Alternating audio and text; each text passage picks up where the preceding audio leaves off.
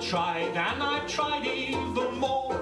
I cried, and I can't recall what for. I pressed, I pushed, I yelled and begged in hopes of some success. But the inevitable fact is that it never will impress. I've no more fucks to give, my fucks have runneth dry. I tried to go fuck shopping, but there's no fucks left to buy. I've no more fucks to give, the more fucks I've tried to get. I'm over my fuck budget and I'm now in fucking debt.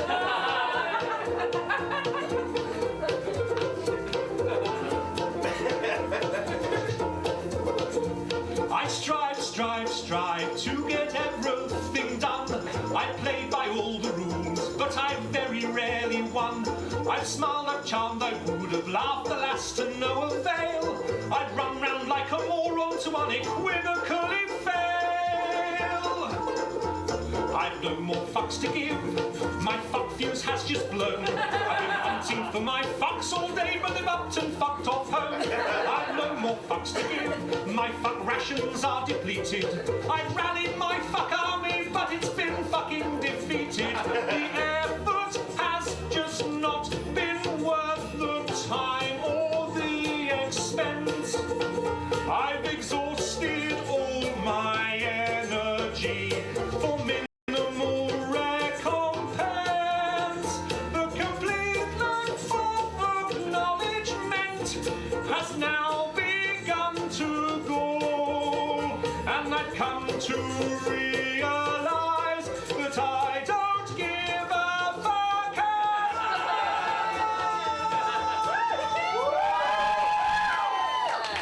I've no more fucks to give, my fucks have flown away. My fucks are now so fucked off they refuse to fucking stay. I've no more fucks to give, my fucks have gone insane. They've come back round and passed me while they're fucking off again. I've no more fucks to give, my fucks have all dissolved. I planned many projects, but my fucks won't be involved. I've no more fucks to give, my fucks have all been spent. They fucked off from the building and I don't know where they went. I've no more fucks to give, I've no more fucks to give. I've no more fucks, I've no more fucks, I've no more fucks to give. Thank you very much. Not bad, not bad. That link was from Woke Patriot, written and performed by Thomas Benjamin Wild Esquire, performed at Boyd's of Bedford on 2018. So big props to Woke Patriot and big props to Zeo Duke for being #1 in the chat. Welcome to the News Underground. I am Abandoned Nihilism, aka The Harbinger, aka the realest motherfucker on Twitch. That's just how it goes around here. If you're not coming with sources, you're not coming with facts, you're not coming with nuance, you're not coming with context, then you can get the fuck out. I don't have time. I literally do not have time for you. Okay? So welcome to the motherfucking News Underground. If you're able to hold it down, you're welcome. It is Pride Month. That's why we got the rainbow flag going. Pride Month. Got to represent LGBTQ plus A minus 0 negative. I don't care what you're calling yourself. Are you a human being?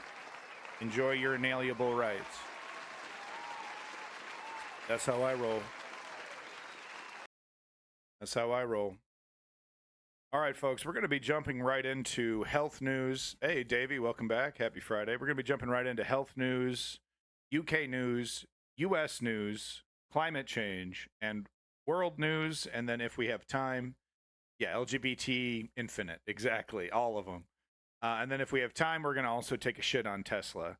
We're going to be covering the big two topics, Gaza and Ukraine. Of course, tomorrow, Saturday stream is going to be a big fat Ukraine-Gaza sandwich, maybe with a little bit of good news in the middle there. Like a honey sandwich made out of poopy bread. You know, I mean, it's not exactly poopy. I mean, it's not exactly like the best news you've ever heard in the world. But you know, the Ukraine news, it's finally, you know, in the scope of things, you could consider it positive. in the current time of it, you can consider the current news out of Ukraine positive, but of course the news out of Gaza, not so positive. But no, we're going to be getting to that tomorrow. But I did want to cover climate change today, and actually the number one topic that I wanted to cover is something that affected me as well directly. As I was reporting on this, I was seeing these stories and I reported on it. A big story. I saw Vosh reporting on this as well when I was looking for clips. Welcome back, Carl Toes. But the big news is, of course, this China COVID vax psyop that we were all experienced, that we were all put through. Mainstream media went right along with it, and I'm sorry to say that the News Underground basically went right along with it as well. I didn't see too much contradictory evidence, but the narrative was that the Chinese vaccine, the efficacy rate was lower. It just wasn't as effective. I'm still pretty sure that China mandated the their version of the COVID vaccine, that Chinese people were not able to get access to U.S. vaccines, but maybe even that was untrue. Don't take the video of Ukrainians says liberating Vucets. I found it was actually no. I saw the I saw the the only feature that's worth a damn on Twitter, right, is that context feature, or that user context feature, and I saw that in the user context feature that video was from 2022. It's easy to do. It's really easy to do, and it makes it even more complicated that when a lot of the time when people are doing that, they're not exactly doing it to be malicious. They're doing it because they need footage of soldiers, in that situation. So they find similar footage, but they're too lazy to label it appropriately because there's no standards on social media like there used to be with the journalism. It used to be with journalism, there was some kind of standard. You'd have to put a source or, a timestamp on the video. This is where this video's from. Yeah, so I did see that. Thank you, Davey. But anyway, back to the China COVID vax lies here. Like I said, I'm not quite sure what's true and what isn't anymore. I'm not sure was the vaccine, was the efficacy rate lower, all these different things.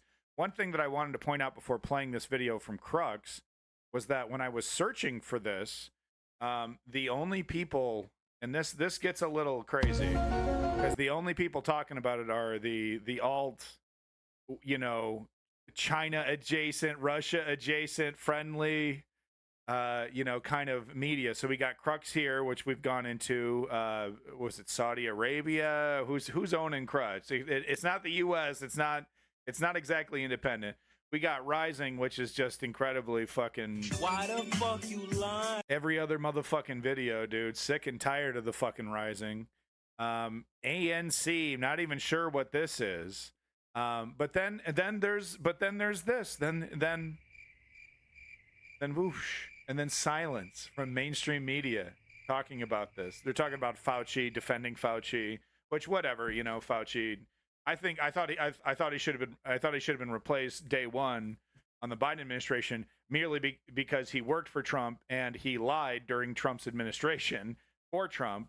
So he had a bunch of excuses, but this whole Fauci coming to Fauci's defense. Why? I mean, I don't agree with all the right-wing grifters and all the bullshit that they say. Oh, he's the devil, and he's all this shit that he says.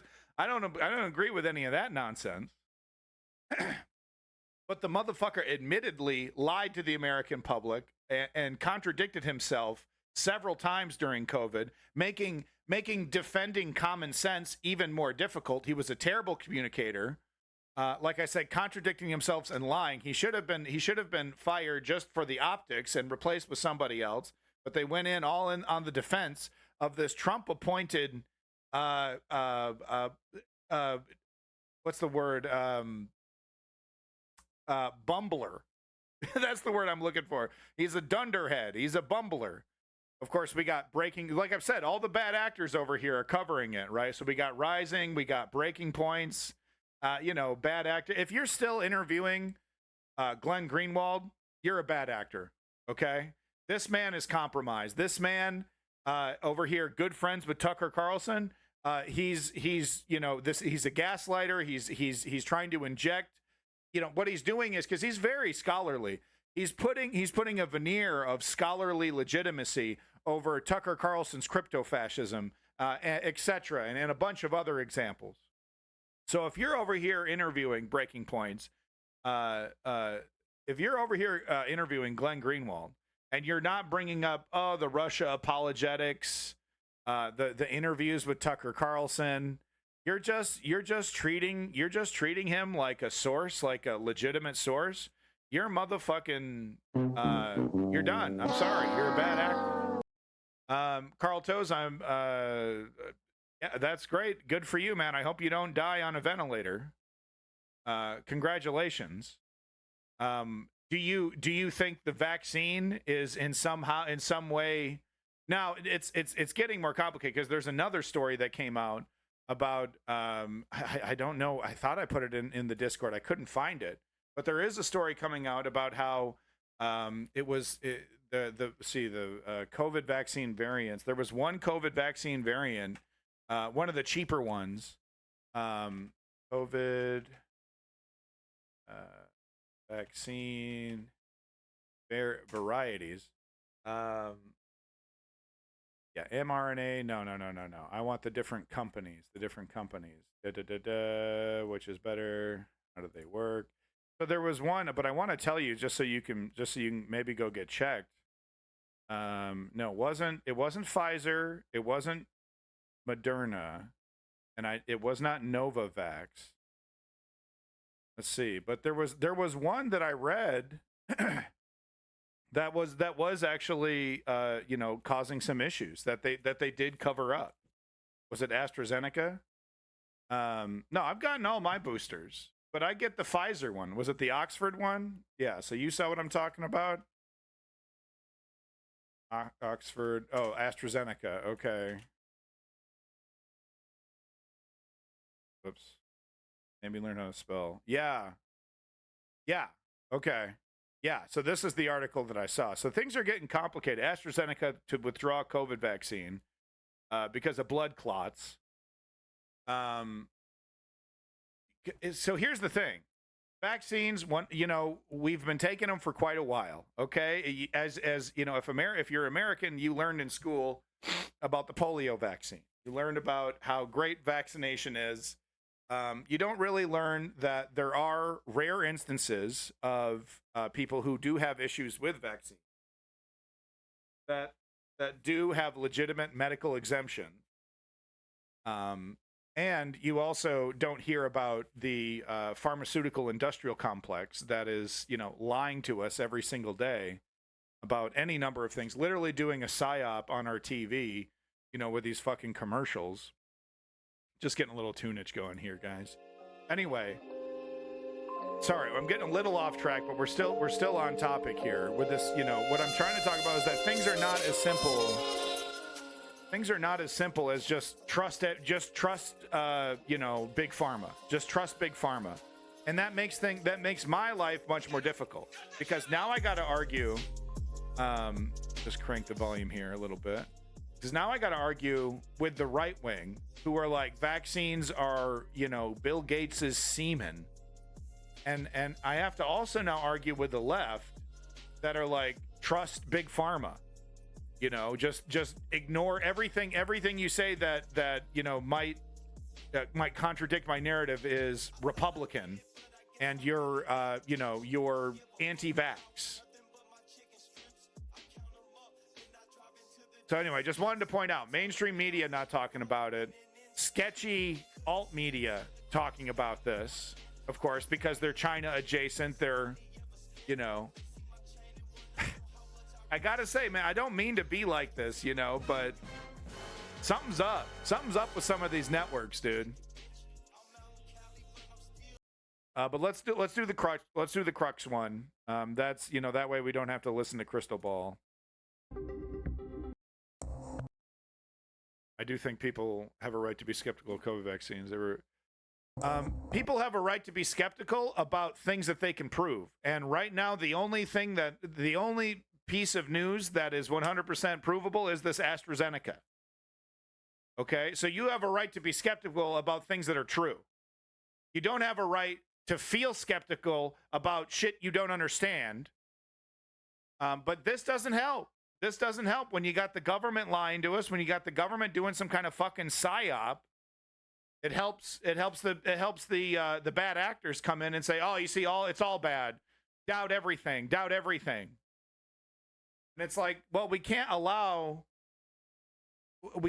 bad actors, left, right, wherever they're coming from, to own the truth, to own reality. But that makes the job of the truth tellers, the actual truth tellers, very difficult. You know, because it'd be so easy to tell you, just to tell you what Davey wants to hear. Oh yeah, you should be skeptical of all vaccines. Oh yeah. Be careful. What's my, you know? Oh yeah, you're smart, Carl Toes, for not taking it. I regret taking it. That's what people want to hear. But that's not true.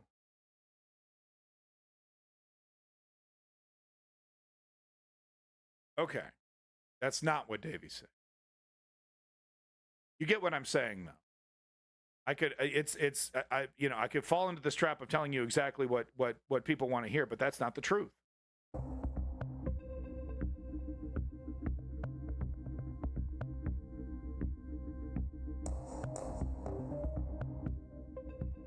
Pentagon's secret anti-vax campaign to discredit Chinese vaccines exposed. And I got to say, all mainstream media, you know, because I covered this. It was, you know, AP, Reuters, that, you know, that kind of legitimate media was talking about, you know, but let's get into the detail here, because I'm not exactly sure what were the lies that were being spread. Was the efficacy information correct? Was the you know, Chinese people being blocked from Pfizer and Moderna and all the other vaccines being correct? What's true? What isn't?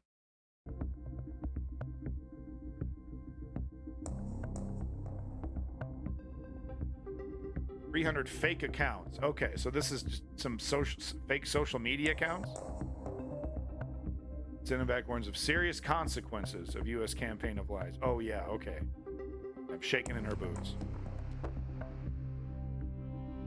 Okay, is this really a nothing burger being blown out of proportion by bad actors like Glenn Greenwald? Is that what I'm seeing here? Because I wanted to react to this in real time. I just wanted to, you know, because I was like, oh shit, I reported on that. That's got to be the correction. I got to do a correction on this.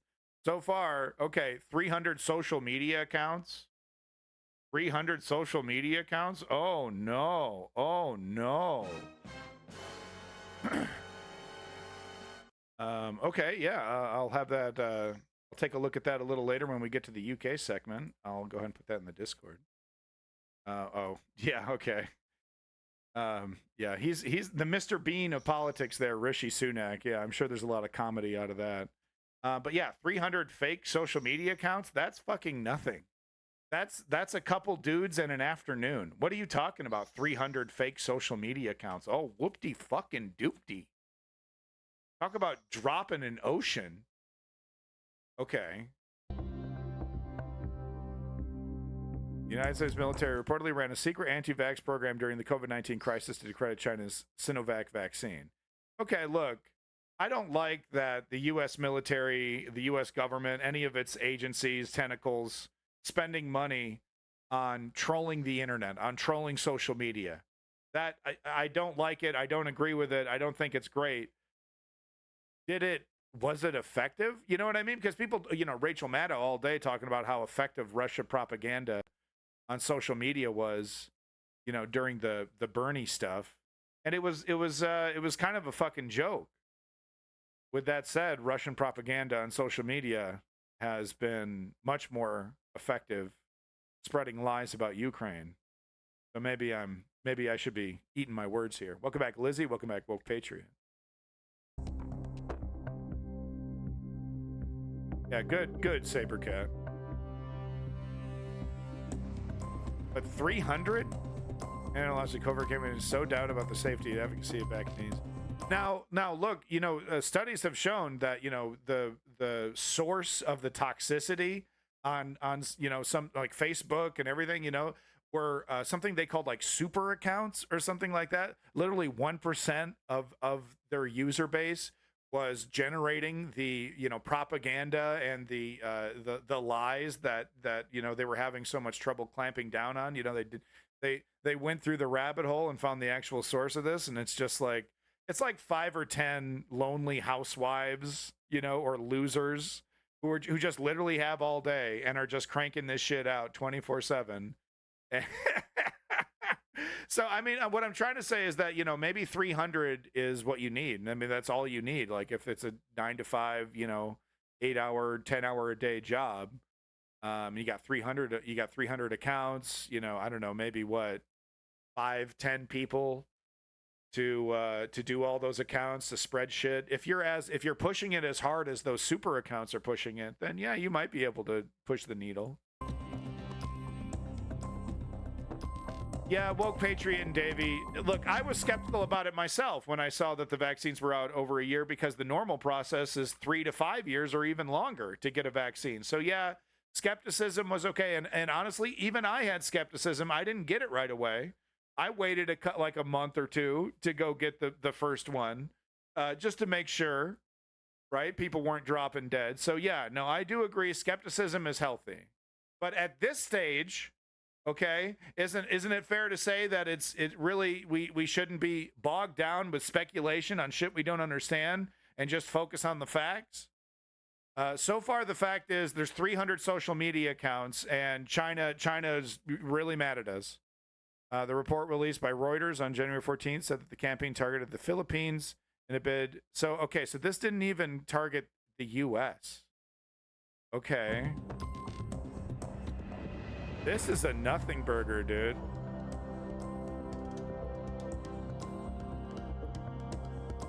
Truth told, the popularity dramatically. Yeah, Sabercat.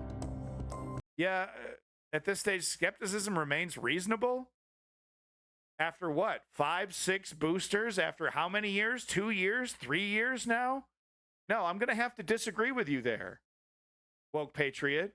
At this stage? You mean we're basically at the time where the normal amount of time would have passed for a normal vaccine, and hundreds of millions, billions maybe, right, of people have taken all these different vaccines. Nobody's having issues. I'm on like 5 or 6, dude. I've taken every booster like a good boy. Davey over here.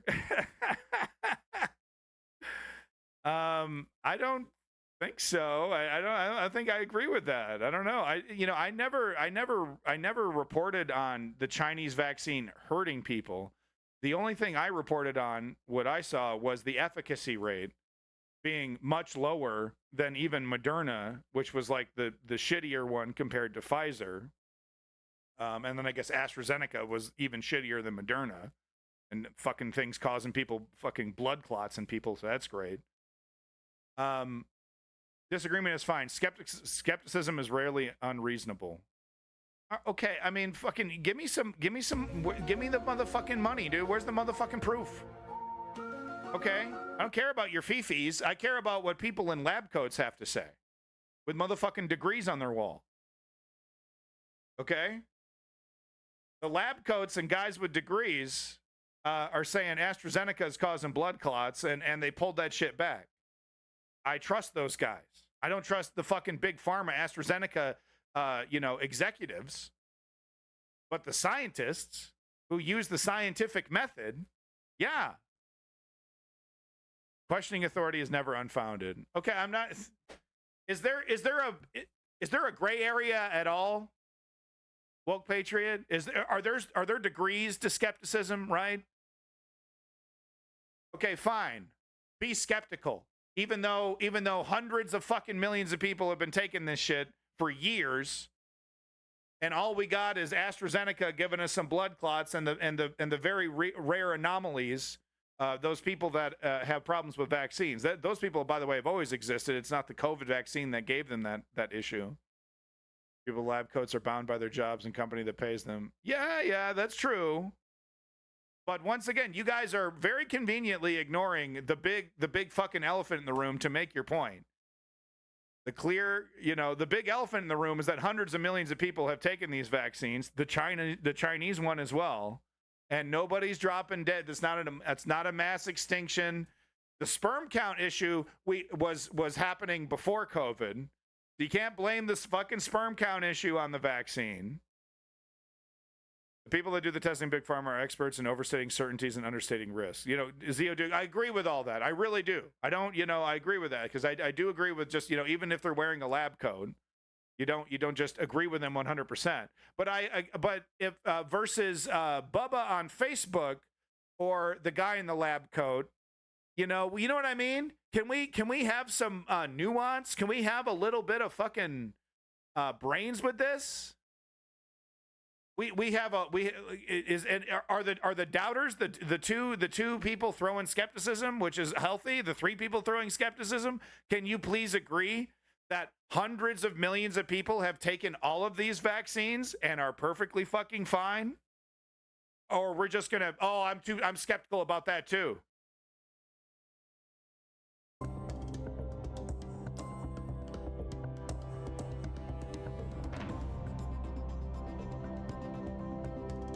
Excess mortality?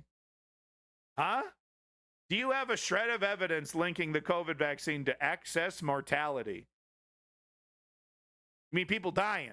You got evidence of the COVID vaccine killing people. Do tell.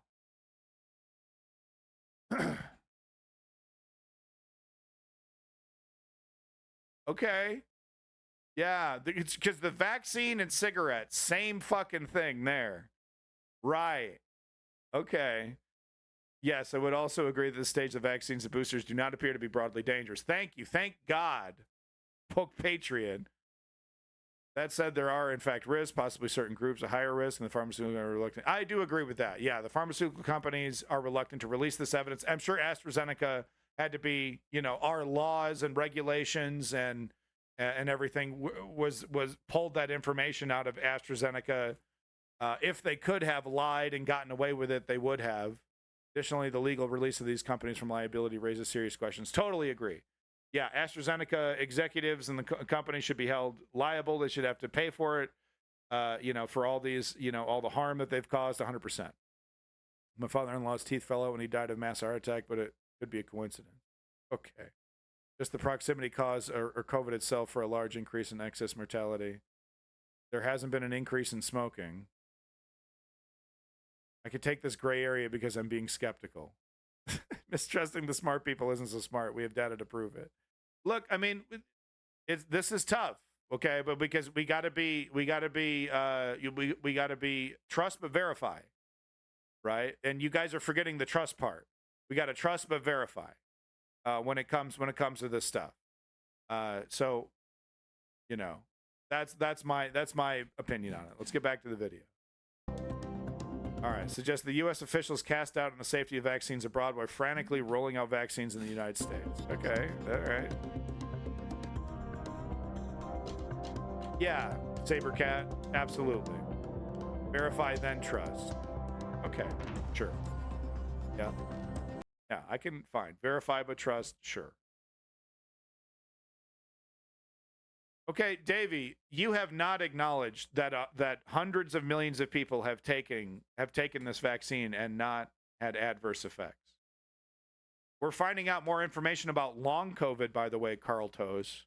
You might want to look into long COVID and maybe why you should take a look at the vaccine to help mitigate that reality. The reality is that we're all probably going to have COVID by the time we die. I don't know if I've caught it yet. I've been scared to check to see if I've actually caught it, but I don't think I've caught it yet. I'm not doing the masks in the store, but I'm still the hand sanitizer guy everywhere I go. Yes, kissing Gonzo is 100%, by the way. There's no vaccine on planet Earth that can offer 100%, doesn't hurt anybody, because there are those people that, vaccines, it doesn't. That's why they make you sit around for 15 minutes. Every once in a great while, someone will kick into a seizure or something. I don't want. Oh, poor fucking baby. Oh no. Yeah, right. You know how simple the nose swab was? A little whoop, whoop, whoop, whoop. It's not like in China. Dude, those videos from China, those people need to be arrested. You see them like getting up in there. Totally unnecessary. Wildly unnecessary. And that, you know, the nose swabs that I had, nice and gentle, no problem. Here's your boogies. God. Oh, the nose swab. Oh, God, no. Someone please help him. Someone please help him. Oh, no. Oh, God, it tickled. Oh, God, it tickled. Fuck, man. It's tyranny. It's tyranny.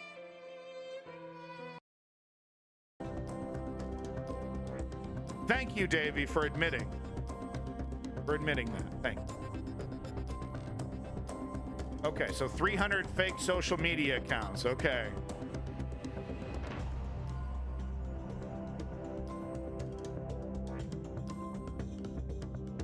Okay. The 300 government-funded fake social media accounts spread some lies. Okay. Yeah, you know, you have a sensitive nose. I have a sensitive nose to bullshit. And right now, that fucking thing is, woo, woo, woo, I can't find the button, man. This is my fucking bullshit meter right now with your, oh, I don't like cotton swabs. Sounding a lot like Sagar Enginetti over here talking about how masks on children was more mentally detrimental than school shootings. The pearl clutching from the conservatives about the COVID, you know, restrictions and everything has been proven to be totally fucking false, and yet they still walk around like victims. Oh, like they just got done winning the Civil War on the COVID vaccine. It's ridiculous. All the fear-mongering about all the tyranny we were going to have because had to put some restrictions on society to prevent the spread of a deadly fucking virus were completely false. But you're still victims. I'm kind of tired of it.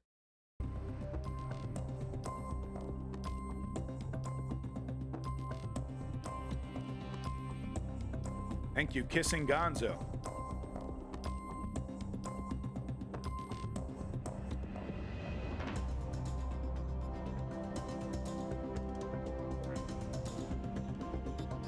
Yeah, I agree with Woke Patriot and Davey though on the, like, you know, we can't just bow down to Big Pharma.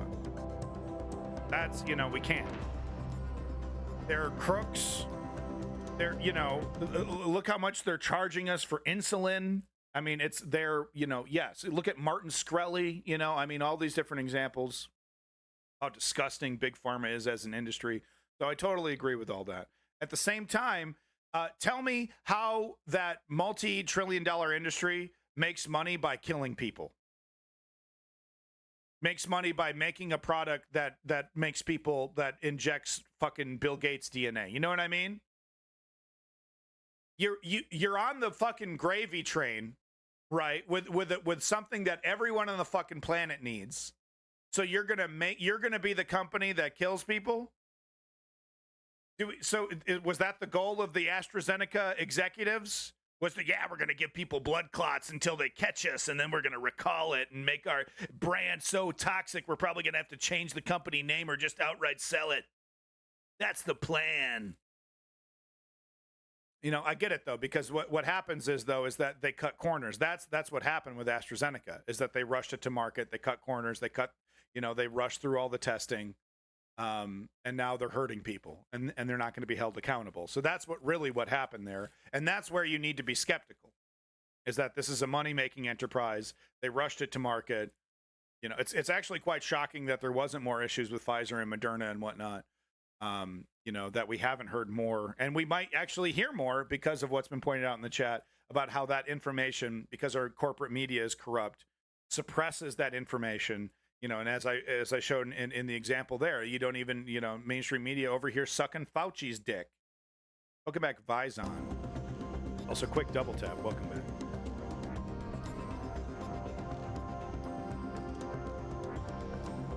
Okay.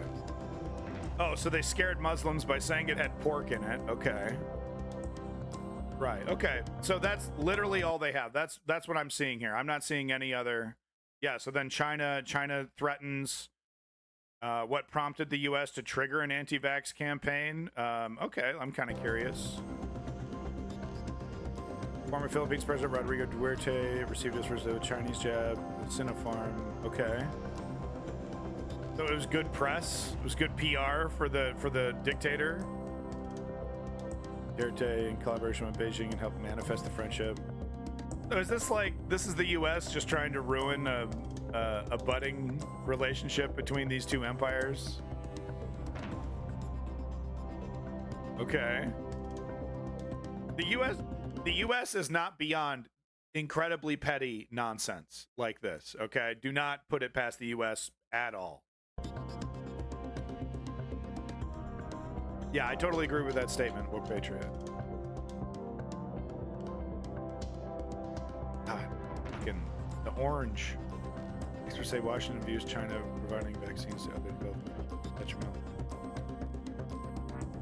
Okay, I see. So we've seen the United States empire do this many times. You know, experts say though that's pretty skeptical, but this the United States does this all the time. Doesn't mean you live in a third world country, you're fucking starving. You know, you're the bottom of the bottom of the bottom. The United States will go ahead and shit on you a little bit more if it benefits their interest, if it helps their interest, right? Oh, you got a dictator that's been making your life totally horrible. Guess who's friendly to the United States, and guess who gets a pass on their horrific crimes. We've seen that time and time again. The United States, Uncle Sam, he's always up to some shit. If it benefits the United States interests, yeah, that's fine. If some people died of COVID, I don't care. That's fine. It's detrimental to U.S. interests. Vizon, I mean, it's really bad in America because of the laws. The big pharma in America gets away with all kinds of shit that it doesn't get away with in other countries. Okay, so yeah, they're talking about Sputnik. Wow, so the U.S. over here not even denying it, saying, "Oh yeah, we absolutely use your taxpayer money to lie to you, to hire a bunch of, you know, probably, you know, fresh-faced army recruits to sit in front of a computer and troll everybody with a bunch of lies about the COVID vaccine to people from the Philippines, not even specifically to the U.S., but people specifically in the Philippines. Yeah, we absolutely spend your money doing that. Yep. Yeah. What are you gonna do about it, bitch? That's what the military-industrial complex says. Yeah. So including operations and yeah, okay. Yeah. So there you go. I've already spent too much fucking time on this already, so I'm sorry about that for babbling. But, you know, I knew this was gonna... I wanted to get this out of the way right away, because I knew this was gonna... It's always... It's so difficult as a news person to talk about this, because there's so many people on the left who are just... I don't know... contrarian, I don't know. And then there's people on the right who are just straight up bad actors who want to say, you know, all vaccines are bad, which is, it's hilarious to me that those people say that, because every single one of those people have vaccines flowing through their veins because they went to public school. Yeah, vaccines are bad for you. Vaccines are bad. Oh, yeah. You know, he says with like 5 or 6 different vaccines protecting him from fucking scurvy and fucking chicken pox and shit. Okay. So you know, it was mentioned very briefly. I figured I would mention it during one of my diatribes. But you know, it's mentioning microplastics and sperm count. This is the scandal of not just the millennial generation, not just Gen X and millennial and the boomers, of course, but you know, what can I say about the boomers? You know, not too many boomers actually understand what the hell's going on when it comes to this kind of stuff. But you know, if you are a boomer and you do understand it, you fucking rock. But this is affecting, you know, there's microplastics in the testicles of Gen Z, and microplastics in the testicles of Generation Alpha. This is a multi-generational issue when it comes to microplastics and let's see here, PFAS. Yeah, there is a difference, by the way. I was corrected in the Discord. There is a difference between PFAS and microplastics, just so you know. PFAS Um, yeah, here we go. Yeah. So 3M, totally guilty here. And yeah, Davey, sorry. Sorry that this is a Democracy Now! Piece here. But good luck. Good luck. You know, mainstream media doing a great job not really talking about it. You know, not really wanting to talk about it. Why? Because this is big industry. You know how many trillions of dollars this is going to cost big industry to fix, to stop using these chemicals in literally everything. I mean, everything is going to go up because it's not going to be government subsidized. That means the price of everything is going to go up, right? Of course, the government could subsidize packaging, changes in packaging regulation. Yeah, they could pass a law saying you have to do it, but you get a big tax break when you do, so it's not going to affect your bottom line. They never do that, though. They always put that cost on small business and large business, which is a great avenue for big business to come in and push away small business, right? Because all these new regulations that small business has to keep up with. Walmart can afford it. Walmart can do it. But mom and pop biscuits and gravy place, they got to go because all of a sudden they can't afford the new style packaging that doesn't have plastic. Plastic. It's a paper thing, but it's got a plastic lining in it. Well, that's got to go. Hey, welcome back, Lenny. Oh my God, Lenny, that's terrible to hear, man. I'm sorry to hear that. But I am happy to hear that you are still alive and kicking, but I'm sorry to hear that you have to go through chemotherapy there. Welcome back, Lenny, by the way. Lenny, of course, #1 financial contributor to the stream. All around badass and great streamer himself. Make sure you're checking out Lenny. And yeah, I definitely agree with that statement, Woke Patriot, even though I'm not anywhere close to you guys. But anyway, this is the scandal of the century, quite frankly. This cancer rates.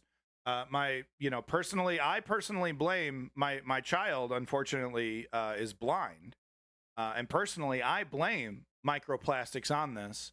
He has a genetic abnormality that that he can't see, and quite frankly, we did all this checks and things like that. So this is rather personal to me because I do personally blame microplastics on the rise of cancer and all these different ailments that human beings, we just started having. All of a sudden, we just started having all kinds of weird issues. So I personally think that this needs to be talked about a whole lot more. That microplastics, I think, one day we'll see that microplastics were the source of increased cancer rates and genetic abnormalities across the board. That's the only thing I can think of. Yeah, no, Vizon. Yeah, my son's totally blind. Yeah, he has a genetic issue. So it sucks, and I do blame it, man, because it's not. I was totally sober. I went 6 months. You guys remember that? I was streaming it the whole time. I was 6 months sober. Then then finally got busy making the kid. Wife totally, wife doesn't do anything. She's so straight edge, it's ridiculous. Very healthy individuals. Nah, man. And then you hear these reports that, every human testicle has microplastics in it. Every human nutsack has microplastics in it. It's these companies. These companies, they lied to us about, the leaching. They said, oh, these are safe chemicals that you can heat, that you can cook your food on. Teflon, another great example. You can cook your food on this. You can store your food with this. And they fucking lied to us. And now, but literally everything is in fucking plastics. Everything. Everything. Even shit that doesn't even need to be. You order Chinese food, it comes in fucking Tupperware. Because it's cheaper. Why? Because it's an oil product. Yeah, well, Lenny, right back at you, buddy. We all got our fucking problems, right? But no, I guess to get personal there, but I do blame my son's issue on microplastics. Let's get into it. This news is funded by viewers like you. Please support our work at democracynow.org/give. This is Democracy Now!, democracynow.org. I'm Amy. Yeah, woke patriot. I understand. Look, you're not making any point because I didn't disagree with you that skepticism is healthy. I was only making the point that there's a lot of evidence that we don't need to be skeptical about specifically the COVID vaccine. Amy Goodman with Nermeen Sheikh. Nuance is literally impossible in the news format. I'm convinced of that. Regular standard news format, nuance is fucking impossible. It has to be this rambling, tangential format just to get any kind of fucking truth through this morass of bullshit. We look now at so-called forever chemicals used in everything from non-stick pans to food packaging. They accumulate in the human body and environment and have been found in the blood of almost every person in the United States. They are also toxic and have been linked to serious health effects. The danger of forever chemicals, commonly called PFAS, has been known for decades, but it wasn't until just last month that the Environmental Protection Agency set a drinking water standard to reduce exposure in tap water. Now a new report tells the story of a scientist who worked for the manufacturer 3M, which uses PFAS in many of its products, like Scotchgard. For more, we're joined by ProPublica's Sharon Lerner. Her new joint report with The New Yorker is headlined, How 3M Discovered and Concealed the Dangers of Forever Chemicals. We're going to bump it up to 125 just to keep the ball rolling here. The company found its own toxic compounds in human blood and kept selling them. Welcome back to Democracy Now!, Sharon. I mean, this is just an amazing story that almost everyone on Earth has these toxic chemicals in them. Can you tell us the story of the former 3M chemist, Chris Hansen, and what you discovered through your conversations with her, though you've been covering this issue for a decade? Yes.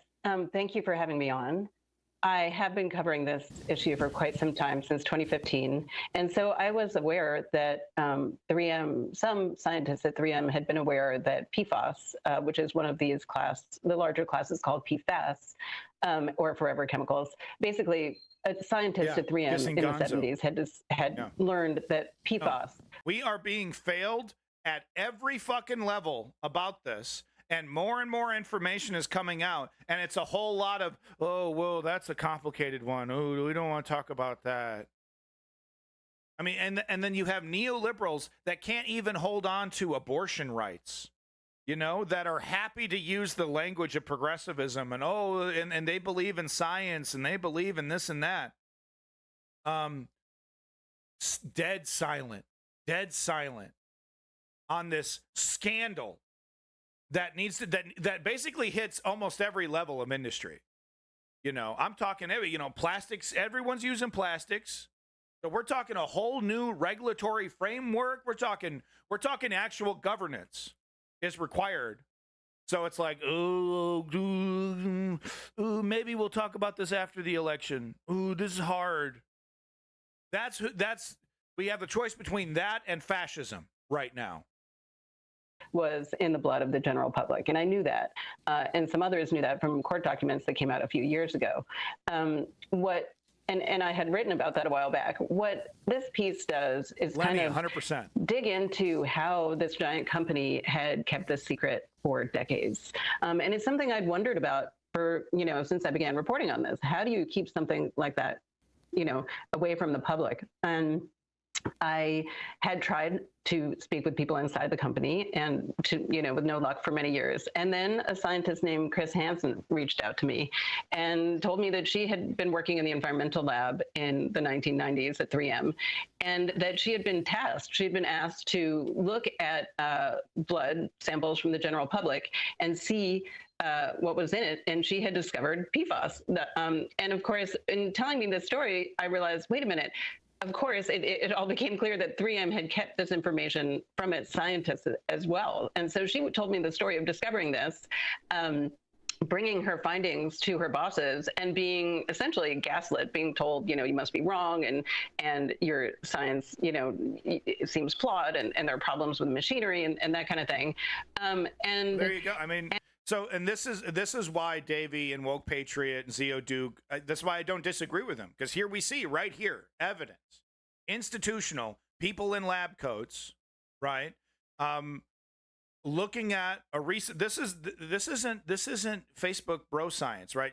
You know, this person followed the scientific method, you know, full blown research paper.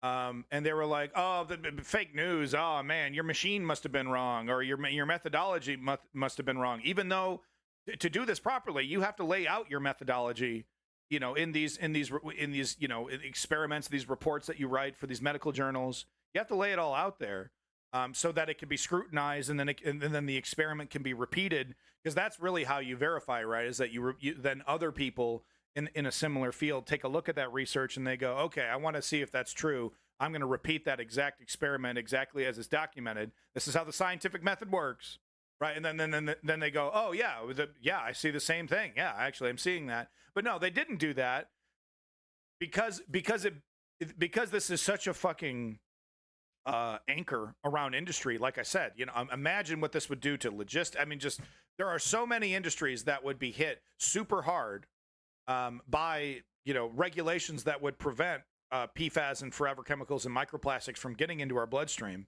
That, you know, they're like, ooh, that's tough, that's hard, ooh, we can't talk about that. That's you know, we got to shut up about that. So that's happening institutionally. Seems flawed, and there are problems with machinery and that kind of thing.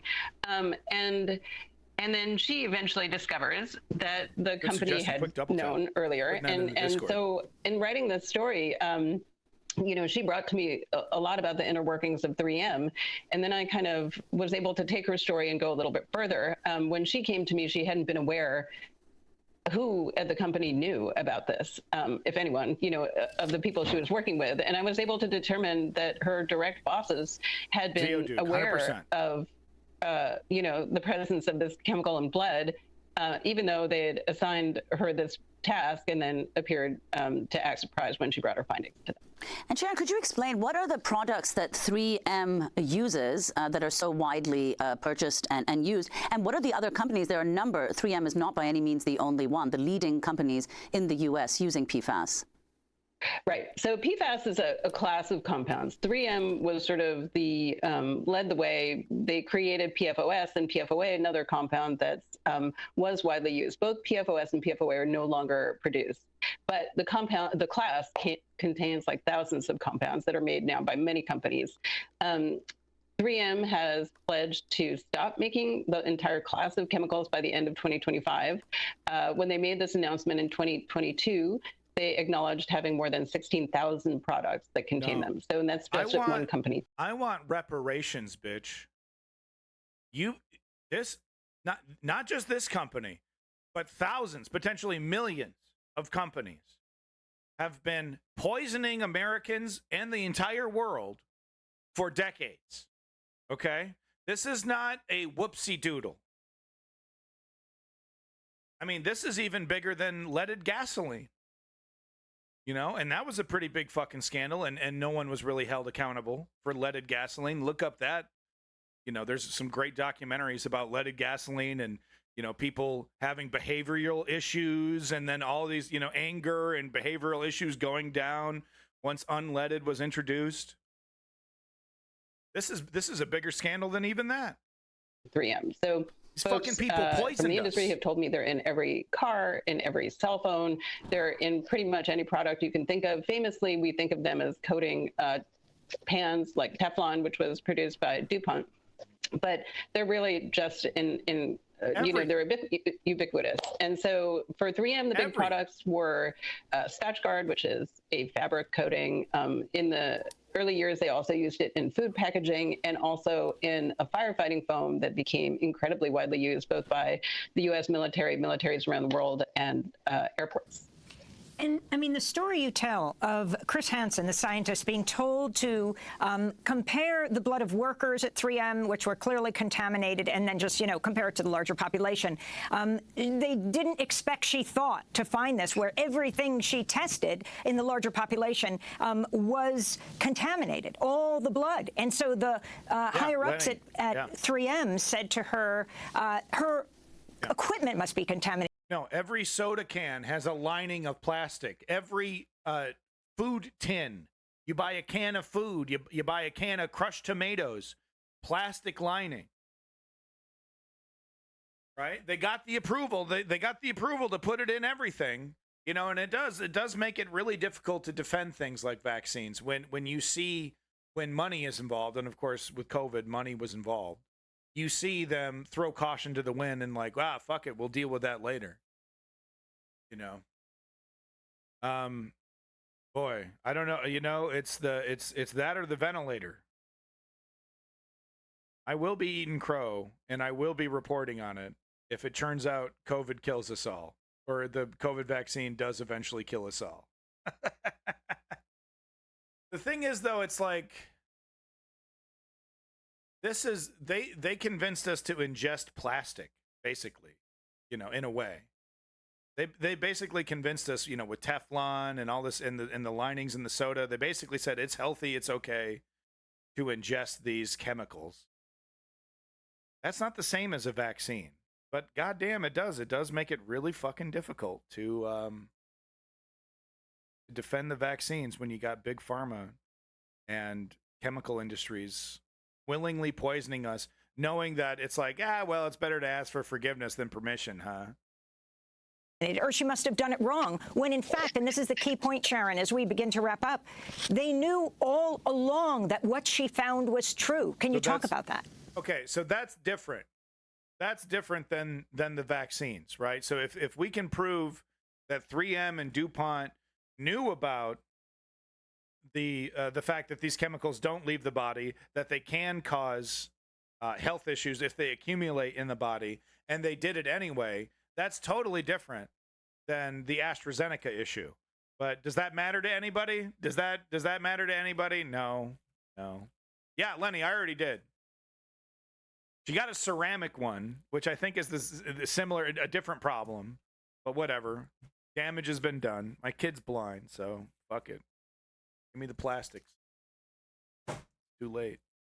They knew all along that what she found was true. Can you talk about that? Yeah, ponder. Yes, that's exactly right. They knew all along that what she was finding was true. And strangely, as he said, she found it everywhere. So it was in animals, although she tested a number of different kinds of animals, and in all the people from all the blood banks around the country. She tested. Eventually, she began to test historical samples, and it was only in doing that that she was able to prove that all these positive tests for PFOS were really positive, because, you know, she was able to find blood that had been samples that had been taken before 3M products were on the market, and that was really the way that she was able to find proof that, you know, the positive samples, that they really did contain the chemical. So that sounds like a pretty good methodology to me. I'm a layman, but that sounds like a pretty solid way to figure out if there's a problem. Call me nuts on that one, huh? The problem with these chemicals, what they cause, Sharon, we just have less than a minute. Well, they're linked to many, many different health outcomes. The EPA, in their regulation on drinking water standards, just said that they are likely to cause cancer, that no level is safe, but they're linked to all sorts of outcomes, including developmental, increased levels of risk for all sorts of thyroid diseases, liver outcomes, immune suppression. It's really wide-ranging. Democracy Now! Is funded. Yeah, you bet it is. You bet it is. It's extremely wide-ranging. And, yeah, you know, will we ever see accountability? Little bit of good news, because I knew that was going to be depressing. And I'm already an hour in. I really got to speed things up here, but I thought this was really good news, so I'm not going to spend too much time on it, but I thought it was just a little piece of interesting news here.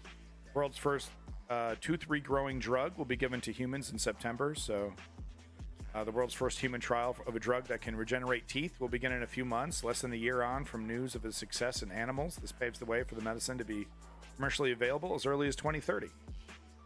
The trial, which will take place at Kyoto University Hospital from September to August 2025, will treat 30 males aged 30 to 64 who are missing at least one molar. The intravenous treatment will be tested for its efficacy on human detention. Dentinon I don't know how to say that. After it successfully grew new teeth in ferret and mouse models with no significant side effects. Quote, we want to do research to help those who are suffering from tooth loss or absence, said lead researcher Katsu Takahashi, head of dentistry and oral surgery at Kitano Hospital. Quote, while there has been no treatment to date providing a permanent cure, we feel that people's expectations for tooth growth are high.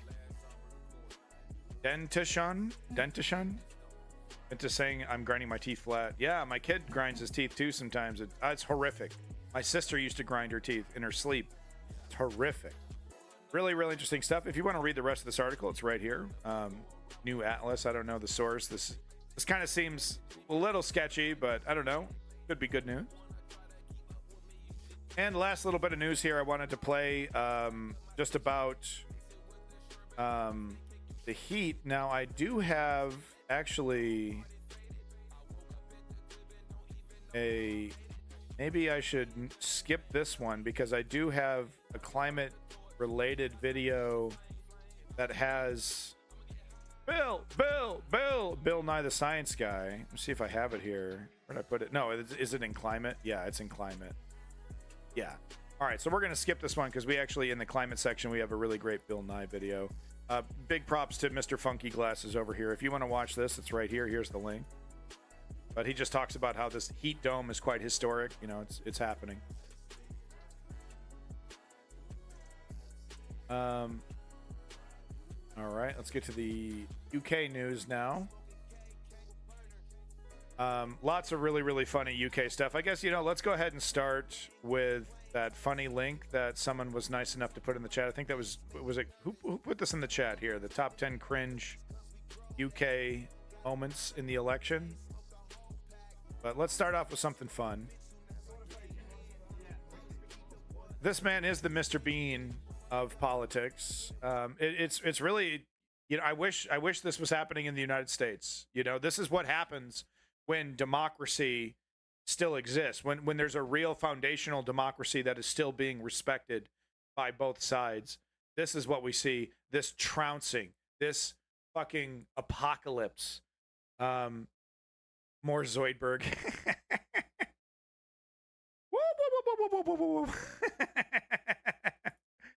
Okay, hold on. All right, no. Sorry. But no, this is really encouraging to see people, no, we're done with you. We gave you a chance. You fucked up literally everything. You imposed economic sanctions on us, on everybody. You told us this was the way. It's like pulling a Millie from Argentina over here. I just need to destroy everything, and then things are going to get so much better. You won't even believe it. So they knock all the walls down in the house, and then you come home like 6 months later. And like all the walls are still knocked down, and they're like playing video games. Like, we don't know how to build walls. We don't know how to do any of this. But we know how to destroy. We did a really great job with the demolition. We didn't do much cleanup. We didn't really clean anything up. Do you know how to build walls? No, we got a plan to build walls. Wait a minute. No, we got a plan to build walls. We're gonna build so many walls you won't believe it. We're gonna bring in people from Kenya to build more walls. You just wait. You just wait and see. The real problem was that we didn't knock down the walls right. We got to do Brexit correct. That's what Nigel Farage is saying. We just didn't do Brexit enough. That's not exactly what he's saying. I'm putting words in his mouth. Okay, let's watch a couple minutes of this fucking nonce. Is that the word? This fucking bell end. Fake his way through this campaign. He's literally faking his way through this shit, dude. He is literally on autopilot. I know I'm gonna get defeated.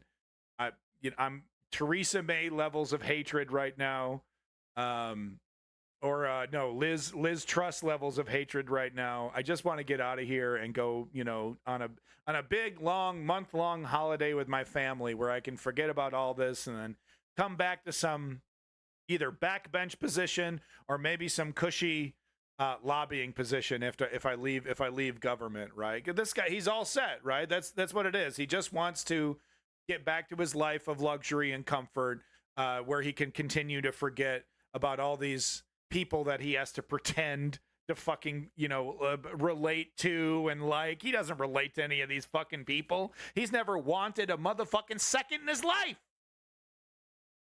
He's like Jaden Smith. Choose? What's choose? He's never had to. He's gotten it all from the very beginning. He doesn't fucking relate to this person.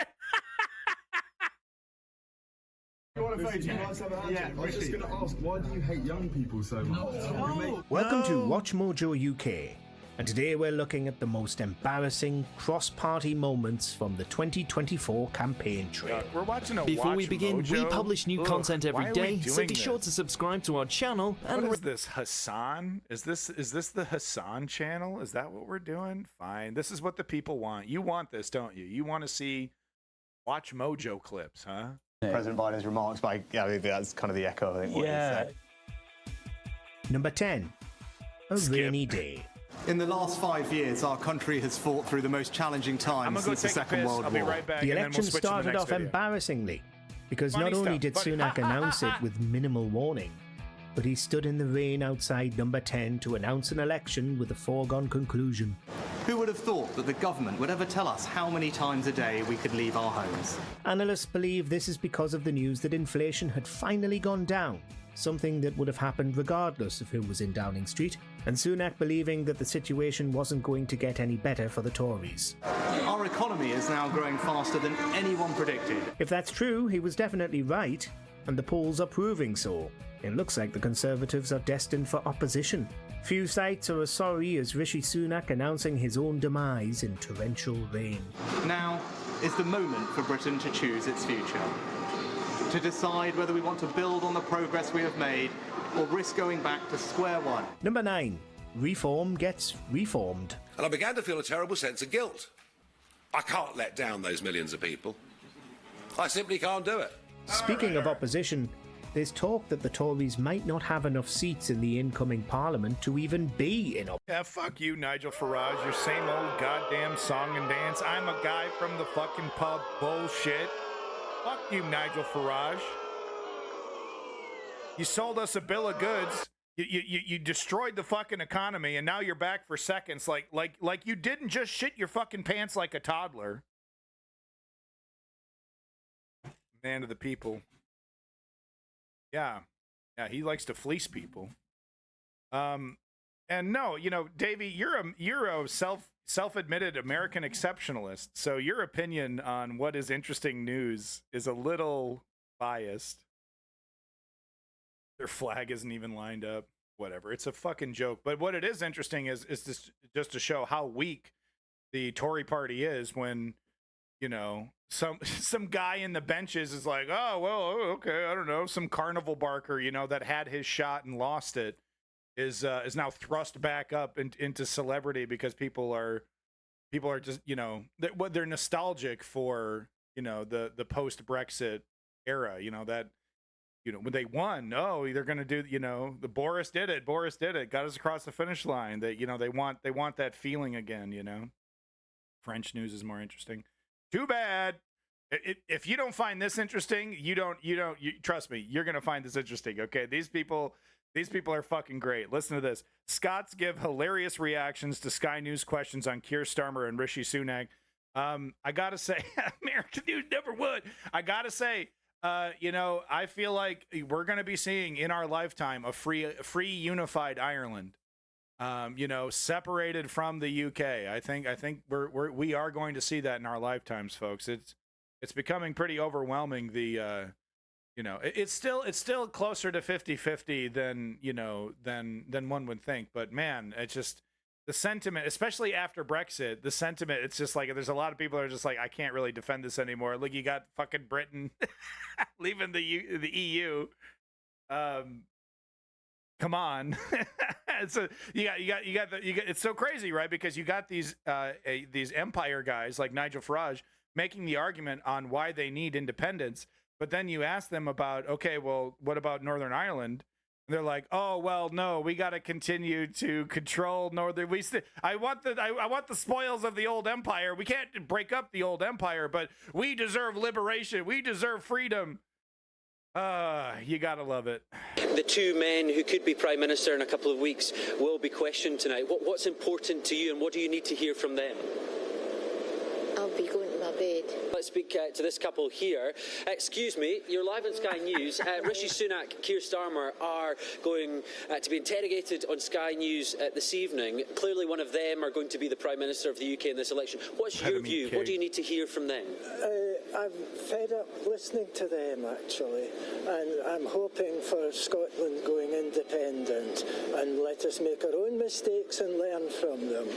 Well, he sounds like a Brexiter, doesn't he? Oh man, I mean, we still have a proud conservative in our chat, right? Probably the only honest conservative on planet Earth, maybe with Davey, right?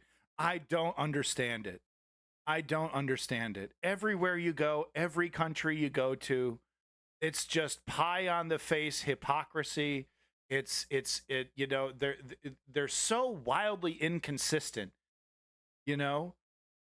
They're so wildly conservatives, right?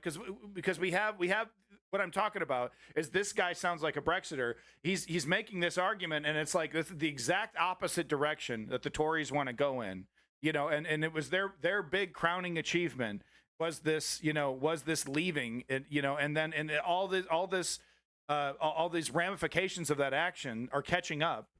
It's just hilarious. But free to do our own thing. You're getting your view here on Sky News. We don't bar any views. So what's your... I wasn't judging him specifically. I wasn't judging him. I was just simply saying is that the whole Brexit argument was supposed to be like, you know, it's supposed to help the conservatives, and it's done nothing. It's done nothing but completely destroy them.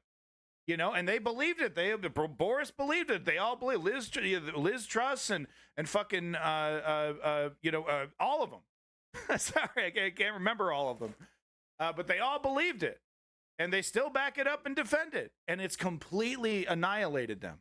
And people are still people that are like, yeah, this, you know, this is something to defend. Our own thing. You're getting your view here on Sky News. We don't bar any views. So what's your take on what you need to hear from them? I'm fed up with lies.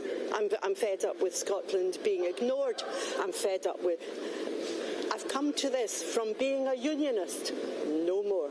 I'm for independence. And what do you need to hear tonight? Because clearly Rishi Sunak or Sir Keir Starmer are going to be Prime Minister. So what do you need to hear from them in Sky News tonight? I would like to know what's in Starmer's mind. I think he's a hollow man. Well, there we have some start views. Hope you enjoyed that. I loved every fucking minute. I loved every fucking minute of that. This motherfucker, dude, does he live in front of a camera? Is he just one of those IRL streamers that just goes from press fucking junket to press junket? Jesus Christ. You know, it's like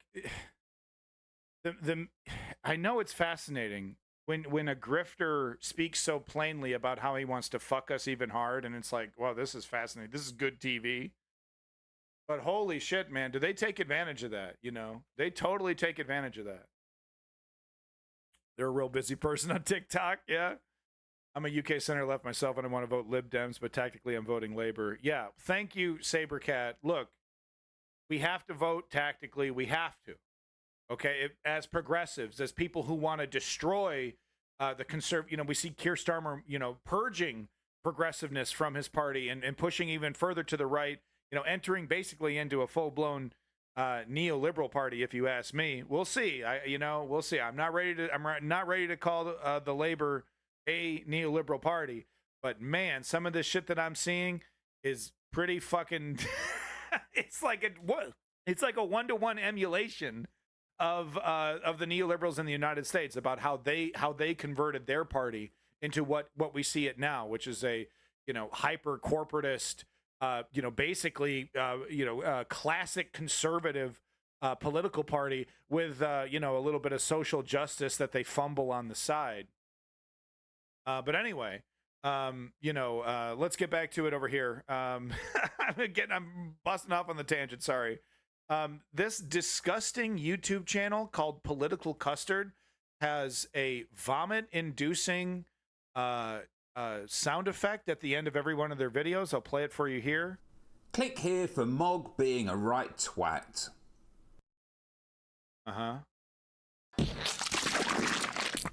Yeah. So this person puts that sound effect at the end of every one of their fucking videos. Anyway, they're good videos, but it's disgusting. I think it's supposed to evoke sperm. I don't understand why you would want your audience to associate what you're doing with reproductive fluids, but okay. Political custard. Remember when you lie and you lie, Maria Purkis sticks it to Jacob Rees-Mogg. So I'm showing this because this is a really good clip. This has nothing to do with my secret obsession with Marina Purkis. You know, there's been accusations and, you know, all this news and stuff. I don't know what people are talking about. I wasn't there. Okay. Those pictures are doctored. Okay. What do you mean? I spent, you know, my family's life savings to fly out to her apartment and hold a stereo above my head like it's some corny 80s movie. My wife said, if you don't get back here immediately, I'm going to divorce you. None of that actually happened. And that is not the reason why I'm showing this. So let's go ahead and get to the video. Before I get to Marina Purkis in conflict with Jacob Rees-Mogg, I want to show you this clip of Lee Anderson talking about woke culture. In effect, he undermines his whole argument that we are living under a tyranny of wokist ideology. Well, I think it's a load of nonsense, Peter. I mean, you stop 100 people in the street. Yeah, human rights, fucking load of nonsense. Equality, equity, what a bunch of fucking bollocks. I'm sorry. Nashville or outside here. Ask them what white resentment is. They won't know. And quite frankly, if you told them, they wouldn't be bothered. So really, what he's saying there is that most people don't care about these issues. Yeah. Now here's Marina Purkis on Jacob Rees-Mogg's show, pointing out the truth that the culture wars are a charade, masking the Tories' complete lack of any policy that will help people through the cost of living crisis. But I'm now joined by the political commentator, Marina Purkis, who, as I understand it, Marina, you don't think the culture wars really exist? Do you think they're essentially a right-wing... Oh, no, I think they exist because... No, it's actually not fair. Okay? It's actually not fair. She is 100% the total fucking package. It's just not fair. People like you and your party in government, they desperately need them to exist because what else are you going to win the next election on? So they're not coming from people who want to pull roads down or want to edit Roald Dahl. Isn't there a battle of ideas that is going on that sometimes get expressed in extreme form? So what I think's happened is it's a distraction technique. So don't get me wrong, I think any calls to rewrite Roald Dahl, for example, or to rename a street. By the way, the street renaming, if we go into that, it was called Black Boy Lane. You know, that was why they renamed the street. I think that's fair enough. If you had a street named, you know, White Trash, you might want to rename it. But I think what's happening here is you're drawing attention to these things that actually don't impact people's lives. And the reason you're doing that is because otherwise people might just focus on the real grievances in their life. Can we talk about the posture? What the fuck is this Voldemort motherfucking posture going on over here? He's got the fucking claw. He's hunched over. His head is slightly... He's looking like Emperor Palpatine over here. You put a cloak on this motherfucker, and he's straight up Illuminati. Is because otherwise people might just focus on the real grievances in their life, which are basically caused by your government. But doesn't no platforming actually affect people's lives? Because freedom of speech is absolutely essential for the political discussion that we're going to have. Jacob, do you know what really impacts people's lives? And I really would just ask your viewers, just you probably dislike me if you know who I am, but just ask your viewers to think about what really impacts their life. Is it Roald Dahl being rewritten, which, by the way, I don't think it should be? Is it the renaming of a street? Is it, I don't know, some woke policy? Is that really what's harming people? Or is it the concern that they are going to be waiting for an ambulance and dying? Is it the concern that their children are getting a poor education? Is it the concern that we've got the highest energy bills on the planet? But isn't this why you should stand up for freedom of speech? Because if you attack freedom of speech in some areas, you're then putting the government in control of the agenda. You're deciding politicians should... Mr. Freedom of Speech here, did you or did you not vote to stop people protesting if it was annoying? Well, there are limits on protest, but so public free speech, protest so long as I'm okay with it. no, public protest is a very important part of freedom of speech, and the laws that have been introduced are to get the balance right between people going about their daily lives. That's perfect. You tell me how freedom of speech is going to make people's lives better. Hey, no one's going to... No, I better not allow white trash. I better get that off my permitted term. All right, get your white trashes in the comment section while I figure out how to remove that from my permitted term. That's going to get me in trouble. They got Hassan for saying cracker, right? So we got to be careful. In this country after it's been decimated by things like your Brexit. Because it's really important, because it allows you to come on this programme and make your case. And that once you... Sorry, me making my case on this programme, yes, which I'll never come back on, is just so that people understand that this is not going to help them. Freedom of speech is not going to help you pay your bills. It's not going to put food on the table. It's not going to feed your kids. But it allows you to make the argument that you're making. Doesn't matter. Doesn't matter. So fundamentally All I'm here to do is to draw attention to the fact that what you do. Okay, so she's dropping the ball here. Look, lefties need to learn how to defend free speech and defend free speech and defend the limitations of free speech without sounding like an anti-free speech person. This is actually a big problem that the left has in the United States, talking about shutting down TikTok and all these different things.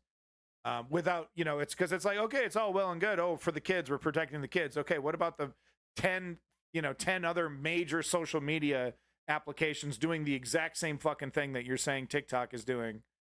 So it's like, why not build like a real regulatory framework that actually goes after it? Well, that might piss Mark Zuckerberg off, and he's a buddy of the neoliberals, so we don't want to actually govern here. We just want little, so because it is fair to say that the modern neoliberal left, or just the left really in some places, seem to equate censorship with free speech.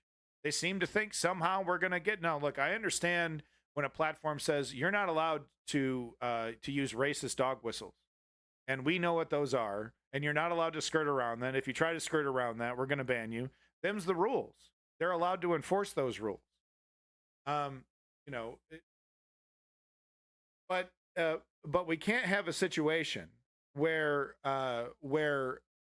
what we need, like I said before, is a solid, transparent regulatory framework. We don't need this piecemeal, we don't like him, he's okay, but he's been unbanned, but this is okay. There's totally arbitrary decisions made by rich fucks, arbitrarily, because people were all good with Twitter, right? The lefties were all good with Twitter and all of their censorship, but now the shoe's on the other foot, and now we're decrying it. When really there's a lot of, people who support MSNBC style Democrats who support going through social media and banning all the right wing stuff.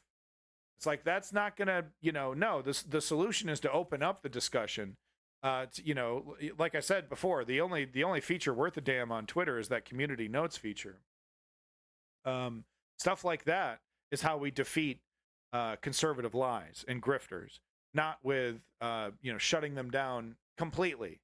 Shutting them down completely, or in the case of what's happening with TikTok, shutting it down. That one's a little bit more complicated, because what are we supposed to pretend like China isn't interested in affecting the zeitgeist in the United States? I'm supposed to pretend like that's not supposed to happen, like that's not what's happening, Anyway, back to this, sorry, real quick. But I just disagree with her here, because what Jacob Rees-Mogg has done he's created a trap, and he's sprung it on her, and now she's struggling because she's taken the bait and the cage is closed. See, I mean, if we're gonna ban TikTok, we need to pass a regulatory framework that affects all the rest of the social media, for it to make any real sense. If we're just going to say, okay, I don't know. It's a, once again, classic neoliberal Band-Aid solution. It's not a real solution. But anyway, like I said, Rees-Mogg put her in a cage here. She grabbed the bait, and now she's struggling. It's not going to put food on the table. It's not going to feed your kids. But it allows you to make the argument that you're making. Doesn't matter. Doesn't matter. So fundamentally. See, she just said it doesn't matter. Of course it matters. But that's not the doesn't matter. But that's not, come on. Come on. Maybe she's not perfect. I'm the one that's wrong. All I'm here to do is to draw attention to the fact that what you do but that is freedom of speech. So it's really important to defend freedom of speech and protect it. Your freedom of speech, all you do is you use your platform. I can't believe you do this. Like, you were born into a life of privilege, Jacob, and you decided to be a con man, to lie to people who trust I use my platform so that people like you have freedom of speech too, because I think it's really important I don't need you to defend that you my can freedom make of your speech. case. I need you to be in a position of But the government. left don't like this, do they? That's why people are trying to stop this lady going to the Oxford Union. I just realised. So there's another problem right here. You're clearly on the left. You clearly defend leftist values. You know, you clearly vote for the left. You got to learn, own it, and defend it. I see this with a lot of so-called lefties, who basically support the corporate neoliberalism, right? Whoever the corporate left party is. But I see this kind of attitude as well. Oh, I'm colorless. No, own it, defend it. Because like if you're not owning it, then because there's a lot of bad stuff too, right? Then you don't agree. You don't have to. You're not. I guess. Well, maybe I'm convincing. I mean, like, I don't know. I'm just not comfortable with being like, am I on the left? Am I on the left? Yeah, you are on the left. You should be defending it, whatever your flavor is. I need to think about this. I'll get back to you on this one. Why people are trying to stop I didn't even realise I was on the this left. lady going to the Oxford Union. I just realised it was a decent person, not some massive lefty. I just realised what you lot are doing in government is disgusting. And you lie and you lie, and you've got no contrition for what you've done to people. Click here for Mog being a... Right. I mean, literally, dude. Literally. Gotcha. You're defending canceling free speech. Gotcha. That's what you want. You want to destroy free speech. She kind of fell right into that trap, I got to say. I didn't know she did that. Because, guys, I was not... Look, it was about the substance. Damn it. Rishi Sunak has a very bad night dealing with ordinary people. So this is just recent, 13 hours ago. So this is just the latest. He's Mr. Bean, dude. This is who he is, man. Quite frankly, hasn't it always been the case with this guy? Every interaction I've seen him with, it looks like someone at a wax figure museum. At some kind of like robot attraction. Yes, hello, I am Rishi Sunak. Hello. Every social interaction I've seen this guy with. So I don't know why people are surprised. Maybe they're surprised because it's like, well, it really matters right now. He really needs a dub. He really needs anything, and he just can't do it. It's like, yeah, pampered, platinum spoon, rich boy. Yeah, he doesn't. He'd be way more comfortable at a country club talking to millionaires and billionaires, because that's his ilk. That's his kind. He doesn't know what to do with the biscuits and gravy crowd. He doesn't know what to do. It's just how it is. Oh, by the way, big props to your boy, Maximilian Robespierre. Make sure you're liking and subscribing, folks. Absolutely great content creator if you're into UK news and UK information. Wonderful stuff. Make sure you're liking and subscribing to Maximilian Robespierre. Hi, guys. Rishi Sunak does... Yeah, he's richer than the fucking king. Best when he's in a factory warehouse being asked questions by Tory councillors or journalists who aren't really journalists. Softball questions that are prepared and where we never hear any follow-up from the individual asking. Okay, Davey over here. There's a big debate about TikTok being sold in the chat. My personal opinion on it is that I don't think TikTok should be forced to be sold, but I think they should pass a regulation that affects all social media. One that defines what the fuck social media is, like, what does that even mean? But also, that would regulate some of the issues, that are being caused. Because, like I said, getting rid of TikTok isn't going to fix anything. It really isn't, because if you look at, it's funny, if you look at Facebook, YouTube, Instagram, they are basically TikTok already. They're following those trends, right? So the problem is not going away without a real solution there. That's my problem. Is that okay? If we're really serious about this, which we're not. This is, I mean, I don't know. There's a lot of different quid pro quos here. What you tell me in the chat why you think TikTok is being forced into this position. Some say it has to do with the election. Some say it has to do with Palestine. Some say it has to do with Chinese interference. You tell me what the issue is. But also, can you tell me what the big difference, besides the Chinese ownership, can you tell me what the big difference between TikTok and any other social media that does the same video format shit? What's the difference? But put the Prime Minister in a situation where he has to deal with ordinary members of the public and he gets snarky, flustered, and comes across as arrogant. Yeah, Faison, exactly. The issue discussed here was the ECHR, which Rishi Sunak has described Facebook's as like, a foreign all that money's court going to come that to he's me. willing to China's going to leave. want to buy it. The public weren't buying it. Now, you and I disagree on that, right? You think it's fine for people to come and they shouldn't be removed. That's your decision. I don't think that's right for our country, and that's why I'm prepared to do what it takes to get this problem resolved. Sorry, let's go. You're saying you didn't say that? No, I said, are you considering leaving the ECHR? Well, I think I we've did had- say, we've had yeah, that. but you just put words in my mouth then. All right. But I appreciate what you're saying. Yeah. And there's a man over there looking very keen to say something with a black T-shirt. Yeah. Off you go. It's just a point I'd like to make. Davey, you're stirring the pot. Davey, you agree, though, that if we're going to do shit with TikTok, why not pass a regulatory framework that would affect all social media so that this problem is actually fixed? You name it. There's a litany of problems with social media, mental health, propaganda. There's all kinds of problems. But Davey, you do agree that if we're gonna fuck with TikTok, why not actually do something that's gonna affect all social media, right? You don't think that other social media should be exempt from any kind of rules? I'd be down. Yeah. So there you go, folks. Davey will fuck with you. He's the only honest conservative on planet Earth, I think. I think he's the only one.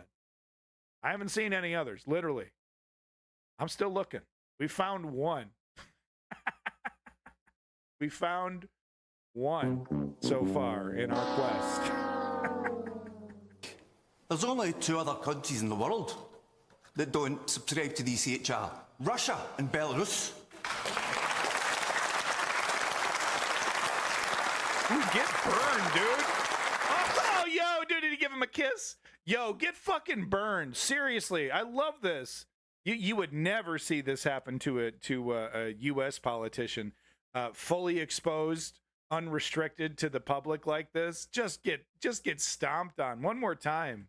Just a point I'd like to make. There's only 2 other countries in the world that don't subscribe to the ECHR. Russia and Belarus. Bitch. I mean, get fucked. You fucking idiot. Sir, with the greatest respect, we do not need a foreign court to tell us how to police our borders and our security, right? And I believe that everything we're doing is in compliance with our international obligations. But if I'm put in a position where I'm forced to choose between those things, I'm going to put our country's national security first every single time, and I make absolutely no apology about that. Shame. Oh, that went very well, didn't it? And now this was just a snippet of a very bad night for Rishi Sunak, constantly dodging questions, constantly getting frustrated, flustered with any type of question, any type of criticism or any type of scrutiny. Now, he mentioned, well, the European Court of Human Rights is a foreign court. He was actually called out on that by the host as well. It's not a foreign court. It's located in a foreign country, yes, but it's an international court. If the European Court of Human Rights was in London, it would still be an international court. It wouldn't be a British court. Now, of course, Rishi Sunak knows this, but he's trying to sell this idea that it's a foreign court. Look, what's the terrible thing about all of this is like, that I don't believe that Rishi Sunak believes these things. Sure. He realised after Boris Johnson and Liz Truss that he had to pick a side. Would he run to the centre? Yeah. Or would he run to the far right? Yeah, it's just this is cold hard politics. It's like this. He needs this voter base, so he needs to say these things, these horrific things. These, but the problem is that, as we see in the United States, this, from rhetoric turns into policy, because the appeasement doesn't stop. Well, there's another election. Well, I appeased him last time by saying I was going to do it. Well, if I really want the votes, I need to do it now. They say they're going to stop voting for me. I mean, extremists are super fickle. They're happy to throw your ass in the dirt, like in Toy Story, like, you know, when the kid with Woody, you know, throws him to the fucking dirt for Buzz Lightyear. The extremists are totally fickle, as we saw with the Tea Party and John Boehner and Paul Ryan, you know, getting in Mitt Romney eventually. But you know, they have no allegiance. If you're not telling them the right thing, they don't give a shit who you are. Time to go. Hell, I mean, we've even seen Trump get pushed back on when he tries to take credit for his vaccine program.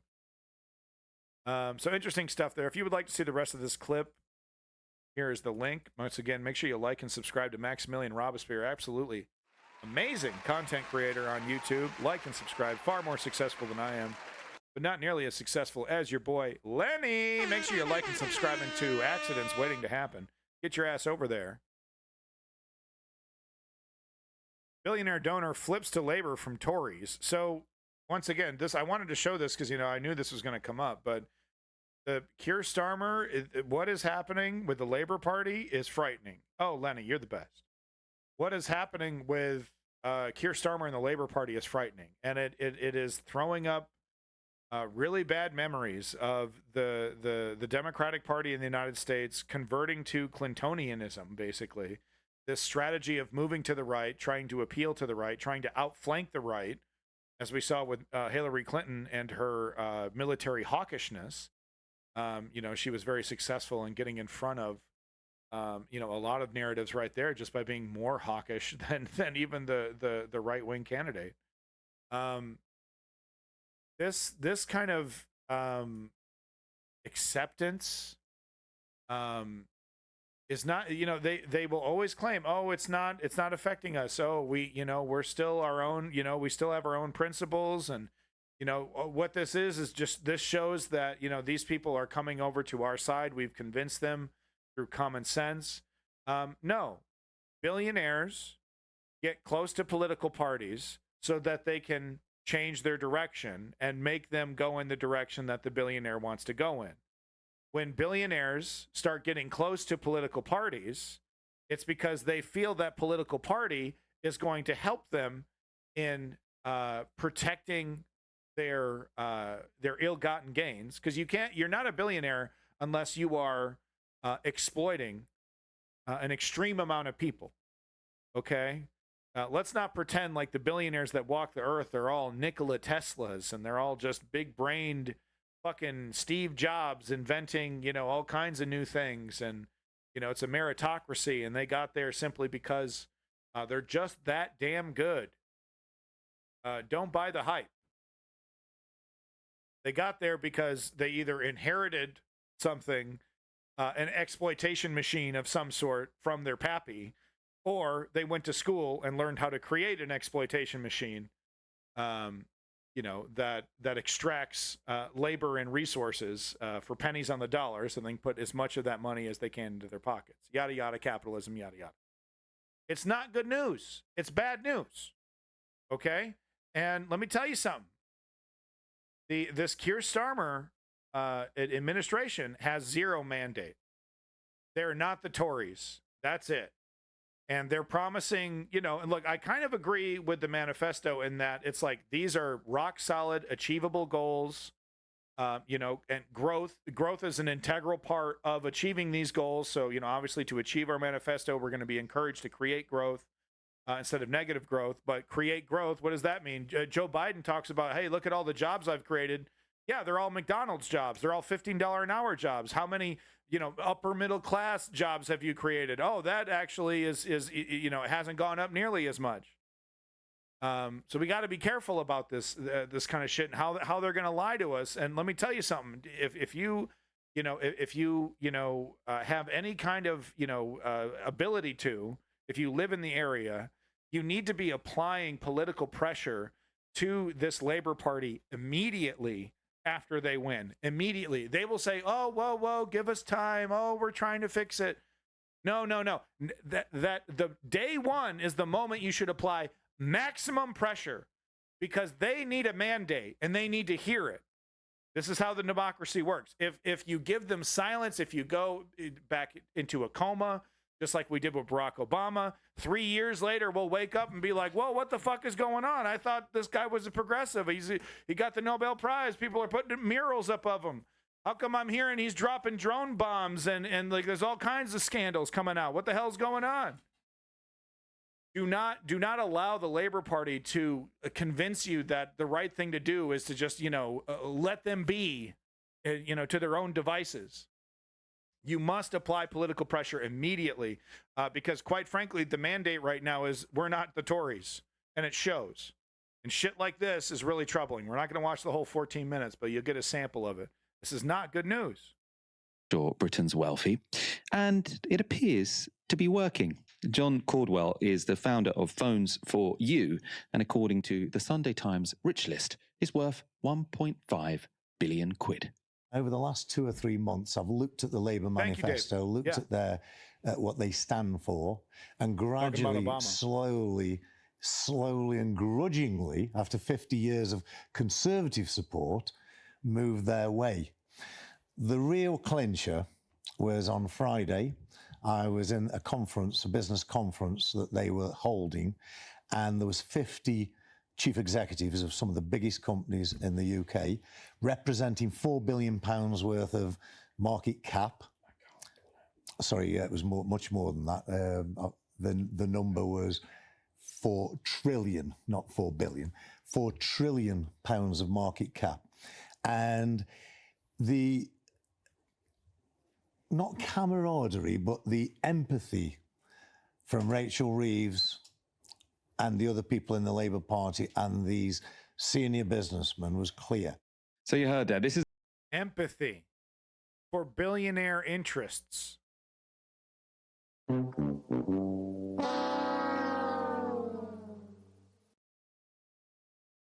think these people are going to make your lives better? Really? Really? You think that's their goal?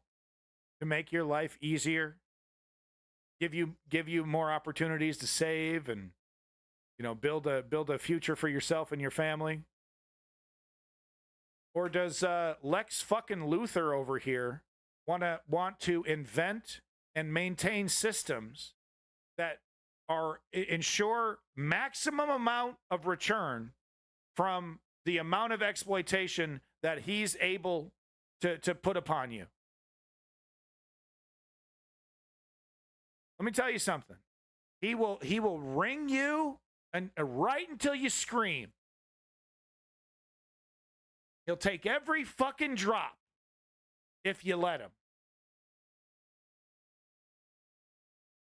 And he sees empathy from the Labour Party. Welcome from Portugal. Is that a Duterte? Is that your name, Duterte? Fucking dictator? No, right? Jonathan. This is a man who has supported the Tories for 50 years, right? So even Tony Blair and Peter Mandelson were too left-wing for him. So Peter Mandelson, who said a New Labour were intensely relaxed about the rich getting filthy rich, right? That was still too left-wing for that billionaire. However, now the empathy of Rachel Reeves towards Britain's chief executives has won him over. What Keir has done, as far as I can see, has taken all the left out of the Labour Party, and he's come out with a brilliant set of values and principles and ways of growing Britain in complete alignment with my views as a commercial capitalist. That's actually perhaps a more honest message than you'll hear in... Yeah, so that is really totally mask off. I'm sorry, I was talking over it like I always do during the most important part. But no, thank you, Andre. Yeah, I totally agree. But no, it's really quite candid. Listen to this. Brilliant set of values and principles and ways of growing Britain in complete alignment with my views as a commercial capitalist. In complete alignment. That means exploit away. We're not reversing Brexit. We're going to allow you to pollute more in areas and get away with, poisoning people more and hormones in the milk and all that kind of stuff. All those regulations people were, enjoying. We can go ahead and skirt those. Maybe even lower labor standards, right? That's actually perhaps a more honest message than you'll hear in much of the Liberal press at the moment. Keir Starmer has done more than Tony Blair to expunge the left from the Labour Party, and that's meant that its objectives are completely in line with commercial capitalists. They're not just sort of merely consistent, not something that commercial... Well, that was just an example. Maybe they're not hot to trot on putting hormones in the milk, but they are hot to trot to lift regulation. And, they would like to lift regulations, and then we see this happen in the United States. They just change the definition of organic. It's definitely organic, whatever that means. We change the definition of it. Oh, this is definitely farm, this is safely farmed, sustainably farmed salmon. We just changed the definition of sustainably, and that just means there's anything above 20%, fecal particle 1 per million is a no-no. But if you can go 19% part per million on the fecal matter, and that's still sustainable farming according to the definition. That kind of shit. Capitalists can tolerate and work with. No, it is exactly the same as the interests of commercial capitalists. And it's important to repeating, including once committed Tories, right? And Cordwell certainly counts as a once committed Tory, as well as... Look, I would never drink unpasteurized milk. I've seen that shit. Usually it comes out a little pink because there's a little blood or mucus in it. I'm not drinking. You people are fucking insane. You think you want to drink. I worked at a dairy farm in my teenage years when I was in high school. That shit comes out pink, dog. Backing the party for 50 years, he's been a major donor. In fact, Cordwell was the party's biggest donor, giving them £500,000 in 2019. Snot. It's like mucus, dude. And he wasn't shy then about his reasoning for his Tory support. So now, I think the raw milk that's sold it does go through a filter. It does go through a filter to get the big shit, to get the big chunks of stuff. So when you buy raw milk, it's basically white, right? Because it's gone through some standard filters, but it doesn't go through a pasteurization. So I'd be more okay with drinking like the raw milk that's sold as a product, that's been through some physical filters, but drinking the milk right from the titty, I'd puke. I'd puke, dude. I would puke. Earlier in 2019, he'd pledged he would move to tax-free Monaco if Corbyn were to get into power and bring in higher taxes. Now, Monaco would be a fitting destination for Cordwell. Yeah, so anyway, this patriot over here has in the past threatened to take his billions out of the country and go to a tax haven if a liberal like Corbyn was gonna get in. Right, that's how much that's how big of a patriot he is. That's how loyal he is. And Keir Starmer, happy to work with him. Labour Party, empathetic to him. Says a lot, and it's frightening. Says a lot, and it's totally frightening. We should be very worried about it. Like I said, the only the Labour Party's getting in. The only solution, the only way moving forward is you got to demand a mandate, and you got to force the party to make those billionaires unhappy and leave. Keir Starmer, oh, please don't leave, please don't leave, please, I'll try to change him, I'll change our messaging. No, the billionaires like, no, your constituents have made it very clear, I'm not welcome here, and I need to leave, and that would be a victory. Right? Keir Starmer would be like, fuck, man, well, do I lose my constituency, or do I work with this billionaire? Which one is it? The relationship has become untenable.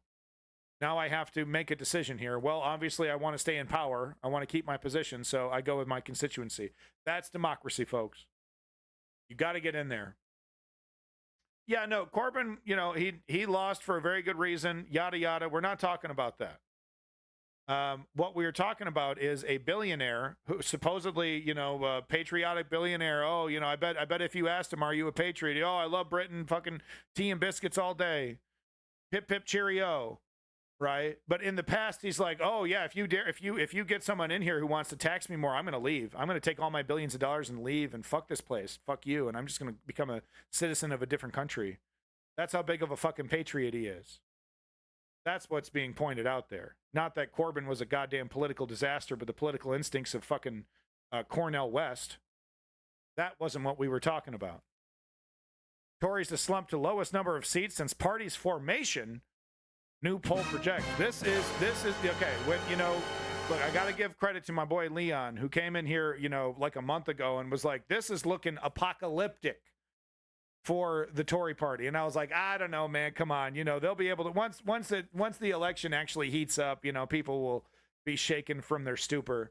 No, he was spot on. He was spot on. It's so bad. We got grifters from the past who took a fucking dookie in front of us. Nigel Farage over here with his dog whistling, racism, xenophobic fucking bigotry over here getting a second go round because people are so sick and tired of the Mr. Bean of politics, Rishi Sunak, embarrassing them. This is looking like the Tory party is going to be for the next 10, maybe 20 years recovering from this massive defeat. If the Labour Party can actually provide for people, if the Labour Party wants to do a Joe Biden and provide just enough, and we're not the Tories, and we're not really going to govern, and big breaks for corporations, but fuck you.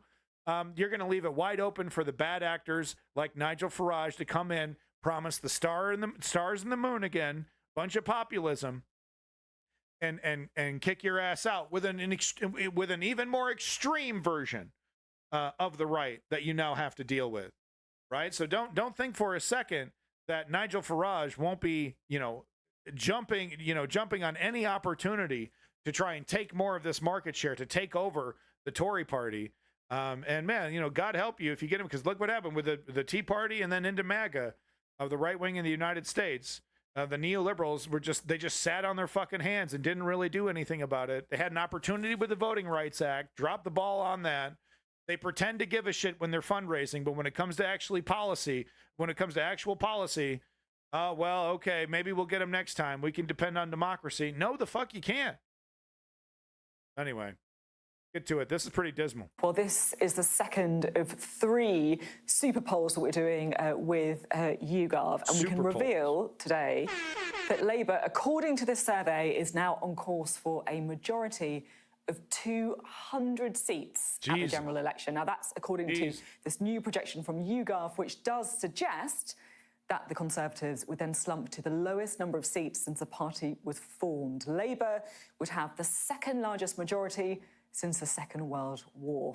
So it is a mega poll, and it's getting worse, I have to say, for the Conservative Party. But we've got lots of insights into this data, which is being released right now. And our Deputy Political Editor, Sam Coates, is with me now to take us through. I'm going to step out and let Sam do his thing. Sam. Well, if this is replicated on July the 4th, this figure here would be quite extraordinary. It would certainly be record-breaking. It would surpass anything that we've seen since the Second World War. You have to go back about 100 years before you get to anything on this scale in terms of a majority. Let's look at how it's changed, because this is, as Sophie was saying, the second projection that we've had in this election campaign. And you can see things have actually got worse for the Conservatives. When we talked about this on June the 3rd, the projection was 194-seat majority. Now it's 200, so things are going in the wrong direction. Labour looks like it's solidified its position through this campaign. There'll be a lot of dismay, I think, in Tory circles that this number is going up. And it will mean that that man over there, Keir Starmer, has an absolutely commanding majority of the House of Commons. He will... Yeah, but where's the mandate? You know what I mean? Be able to get his legislation through without much difficulty, without potentially much scrutiny. So it would be a huge sea change in British politics. Let's sweep through what the new House of Commons would look like if, and it's quite a big if, there's lots of uncertainty, if this projection turns out to be right, and this is the shape of the House of Commons. And here you have it. The Labour Party would be on 425 seats. That's a record. In fact, so many of these numbers that you're looking at on the screen are records. 425 seats. That's more than Blair got in 1997. That's the previous record. He would have that number of MPs, Labour MPs. Rishi Sunak. Now imagine if Keir Starmer had the charisma of Tony Blair. He wasn't. Imagine if he wasn't just your fucking dad's dad's librarian friend. You know what I mean? Holy shit. Oh, I mean, people are fed up with it, and rightfully so. But look, the problem is that if this guy doesn't step up, they'll bounce right back, and they're aware of that. That they could very easily come back from this a lot quicker than projected, if these guys don't actually, if the gas prices don't get cheaper, if the food doesn't get cheaper, if rent doesn't get cheaper, if any of these, something needs to be fixed. But you're going to need more than just one thing, which is once again going back to the manifesto. I think I like it in that it does seem very, very obtainable. Like, okay, 1-2 years, we can be achieving these things, which I think is really, really great. Of course I don't agree with all the progressives getting purged and the bunning up next to billionaires, but I do think the plan is the hard plan is to definitely make people in the UK making their lives better. So I think that's important. Well, he would be down also to a record low. 108 seats is what YouGov are currently projecting. You've got to go back, I think, to 1986 to Arthur Balfour before you can get to anything that resembles a figure as low as this. But this one certainly breaks the records. You can see over here. All right, so there you go. I don't have time for this whole, 14-minute, 10-minute breakdown Sky News. If you want to see the rest of it, it's right here. But, a lot of people are living this as kind of old news, even. This was 2 days ago. But I just wanted to show you the numbers. They're big, fancy TV screens that I could never afford. So nice. Okay, last little video here. We have just a political advertisement from the Conservative parties. They wanted, the Tory party here, they wanted to tell us something that I don't think is really talked about quite a bit when it comes to the Labour Party. So let's get to it here. This is the last bit of the UK news. There's a general election soon, and you may well be visited by a man like this. Hey up, madam. And what a very pleasant day it is too. He's from the Labour Party, and he's come to canvass your vote. I wonder if you'd be interested in voting for the Labour Party. What are your policies? Well, we believe in helping the poor, by gum. We believe in a fair deal for the working men. Them says us to get their hands dirty, for them says us to not do. His policies seem reasonable enough, but take a close look at his head. It's crawling with lice. L is for Labour. L is for lice. No, this is actually a fact. This is actually every Labour politician is infested with these fucking things. Here he is returning home to his own socialist household. Yeah. No, this all His socialists wife, are like his this. children, his belongings, all crawling with lice. My house is filled with these fucking L things. is for Labour. L is for lice. This is Britain as it is now. They don't Green talk and about pleasant, isn't it? Ah, but have you thought how it would look under a Labour government? Yep. Infested. L is for Labour. L is for lice. Don't forget that. Don't forget that. That might turn things around for the Conservative Party, quite frankly. If they push that message, it's really irrefutable. You can't really fight against that kind of, it's like how some stereotypes are true, right? Well, can't really push back on that one. Oh my God, such a big juicy U.S. section. Let's do climate change next. Davey's like, no, I want to do U.S. All right, we'll do U.S. It's such a fucking mess. Fine, do U.S. Fine.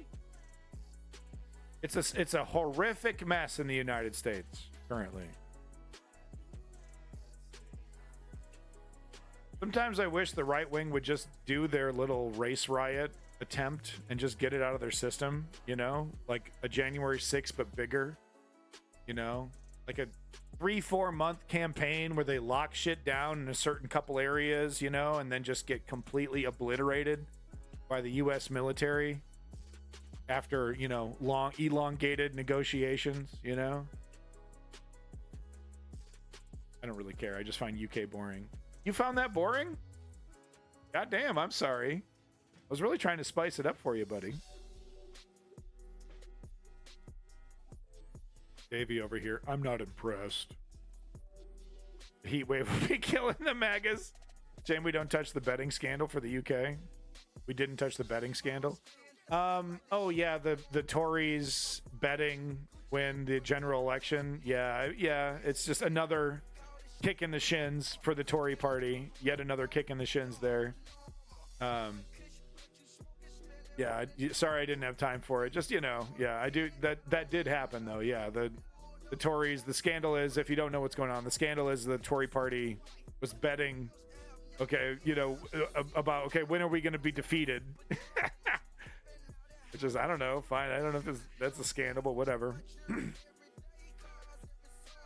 So your boy over here, Humanist Report, Mike Figurino, talking about, you know, we've seen this before, but it's always fascinating when we see it happen.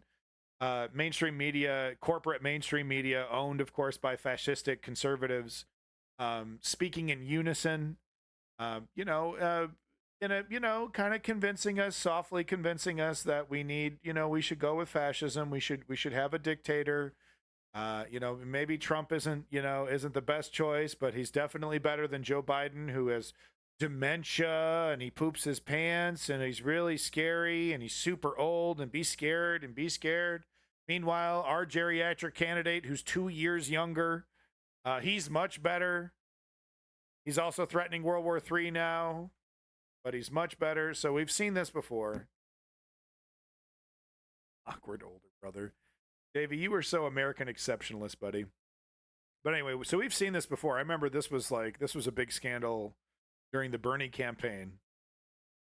So we're seeing it again. Corporate media, they get sent, you know, every station that's owned, they get sent the same message. They with a mandate that says you have to say this verbatim, word for word. Get one of the anchors to get in front of a camera and say this word for word. So they do this across thousands, tens of thousands of local news stations across the nation, and it looks like something out of 1984. It really does. So this is Mike Figurino once again from the Humanist Report. Thanks again, Mike. I'll give you the link here at the end of the segment here. Of President Biden into question. As national correspondent Matt Galka tells us, the issue could be an election decider. Should he be on that or any ballot? The Wall Street Journal is out with new reporting calling into question the mental fitness of President Joe Biden. As national correspondent Matt Galka tells us, the issue could be an election decider. As the Wall Street Journal is out with reporting calling into question the mental fitness of President Biden. We want to know, are you worried about President Biden's mental fitness? As national correspondent Matt Galka. And you know, I've said this before. You know, and look, and this is not, you know, to raise offense to those that are, you know, older in the chat there, but I'm not okay with a gerontocracy, with, you know, the president being in his 80s. And, you know, it has less, but, you know, from everything that I've observed with Joe Biden, he's old, but he's not senile. You know, forgetful maybe, and, you know, and he's a 80-year-old man, so, like, you know, his walking is not great, but I've seen no evidence that he's full-blown senile. So my problem is not exactly them talking about this issue. The problem is the one-sidedness of it, the hypocrisy of it. Because how can you dare claim that you're an honest journalist when you're raising doubts about the age of Joe Biden, but you're not going to bring up his opponent who is not only basically just as old, but has shown visible signs of, you know, advanced old age. And once again, this is not to say that old people can't contribute to government, can't contribute to, you know, to these high levels. But this is about the chain of command. This is about, you know, the guy at the very top. It doesn't really make sense to have a guy that is like in his 80s, and that's not me trying to be offensive to those people. That's just trying to point out a reality of getting old. But That's the problem here. Is that what about Biden? What about Biden? And then you're not even going to mention Trump, not even in passing. You're not even going to bring, not even one sentence about, oh, we're concerned about Trump as well. Like come on, it's pretty damn clear what's happening here. And this is the kind of, they think they're slick, lying by omission, only talking about one side. It was like, well, he's the president. We should be more concerned. Tells us the issue could be an election decider. As the Wall Street Journal is out with new reporting, calling into question the mental fitness of President Joe Biden. And as national correspondent Matt Galka tells us, the issue could be an election decider. Lawmakers think this can be an election decider.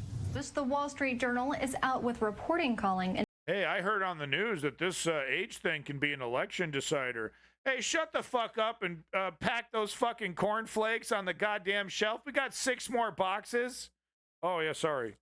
Info into question the mental fitness of President Joe Biden. As national correspondent Matt Galka tells us, the issue could be an election decider. The November election just 3 months away, and President Joe Biden's mental fitness being questioned once again. According to a Wall Street Journal, some people say he's not mentally fit. A report members in both political parties have serious concerns about his cognitive ability.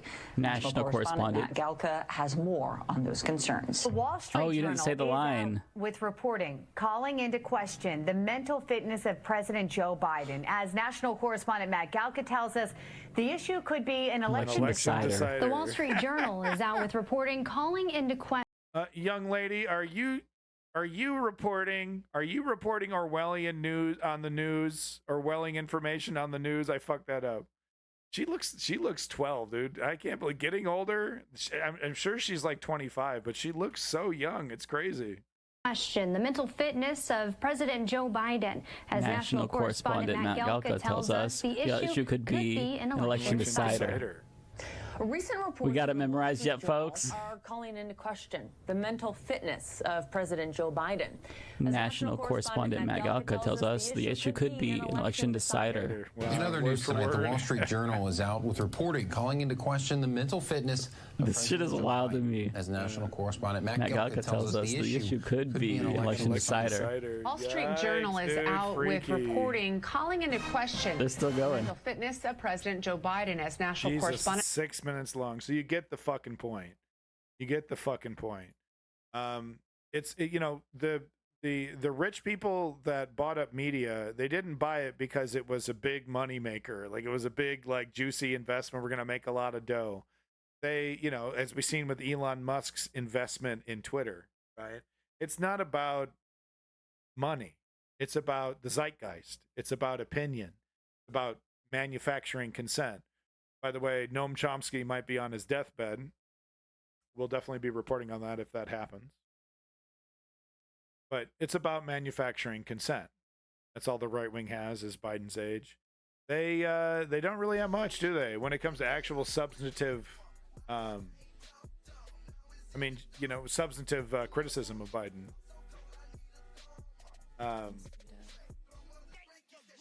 Because it's like the substantive attacks on Biden are all the right wing shit that he's done. His Heritage Fund immigration reform, for example. So it's kind of a mixed bag here. I have some attack from the left stuff, but I also have some keeping it real kind of stuff when it comes to the Democrats, the neoliberals there. I know it's my favorite word. My dad's obsessed with Hunter Biden. He says Hunter should disqualify Biden. Is that how that works? So Hunter should disqualify Biden, but Trump's convictions shouldn't, right? Guilt by association. His son was guilty. And by the way, I do have a Hunter Biden thing in here. But his son was guilty. He shouldn't even run. Oh, okay. So I mean, obviously, someone who's convicted of 32 counts, right? Oh, no way. He should get total immunity. Well, he's my God Emperor. I love him.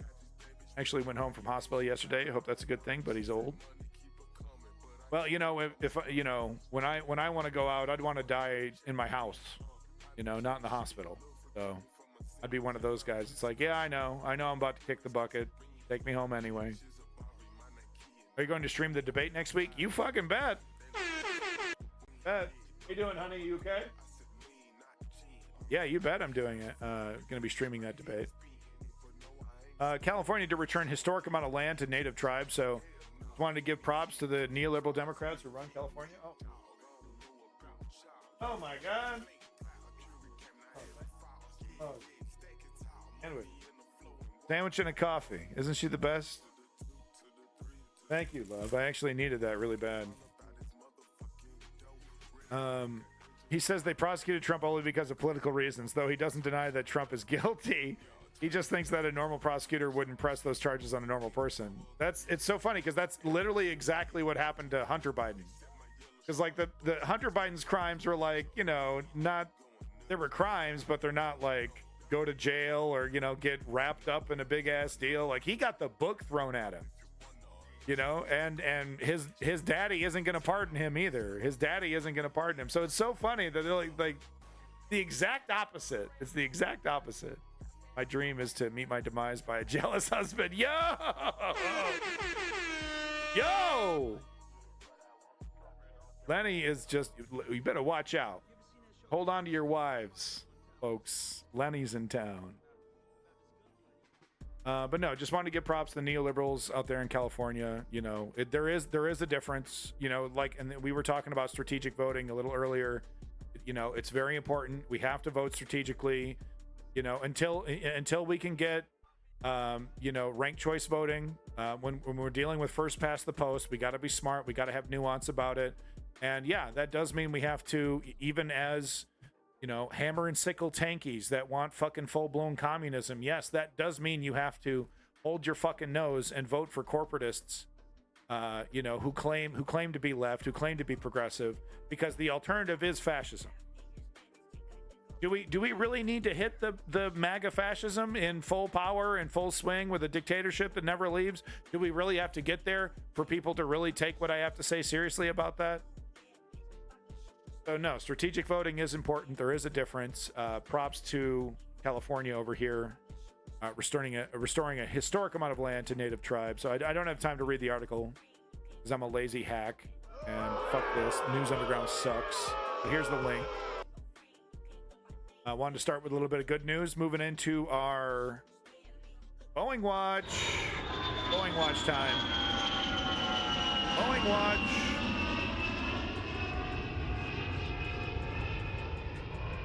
Boeing Watch. Oh, he fell out. Shit, there goes another one. Whoops. Oh, well, he actually was nihilistic and he's having a great time on the way down, so I guess it's all even. Boeing Watch. Love this sound effect. Boeing Watch time. Okay. Boeing Watch. So yeah, you know, I think I reported on this. It was like, I think it was just a really quick thing that said these astronauts are fools for putting their lives in the hands of Boeing. You know, it's amazing that this craft got up to space at all. So guess what? Would you believe it? They got up there, and these are professional astronauts, by the way. These are like real pros. These aren't like, you know, Jeff Bezos and fucking William Shatner. Okay, these are like actual test pilots. So they were able to get up there, but there's a slew of problems. It's leaking helium. It's all kinds of problems. Because it's Boeing and they cut fucking corners, and of course they cut corners on the spacecraft because of course they did. So now they've delayed coming back to Earth. They're docked to the I think the International Space Station, but they've delayed coming back because they're trying to figure out all the problems.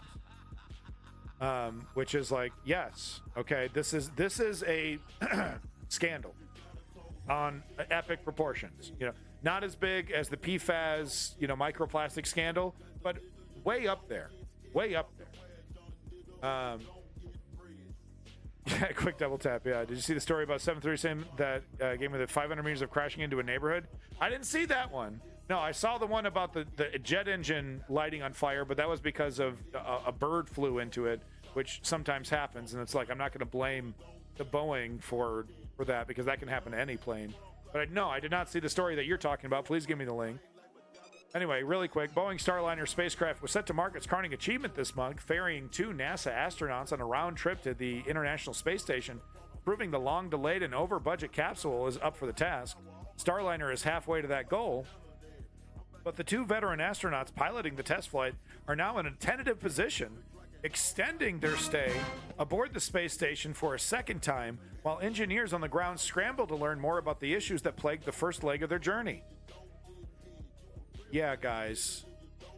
I mean, because like it feels like the craft is having problems that have already been solved. But I don't know. I'm not a fucking rocket engineer. I'm not a rocket scientist. I don't know.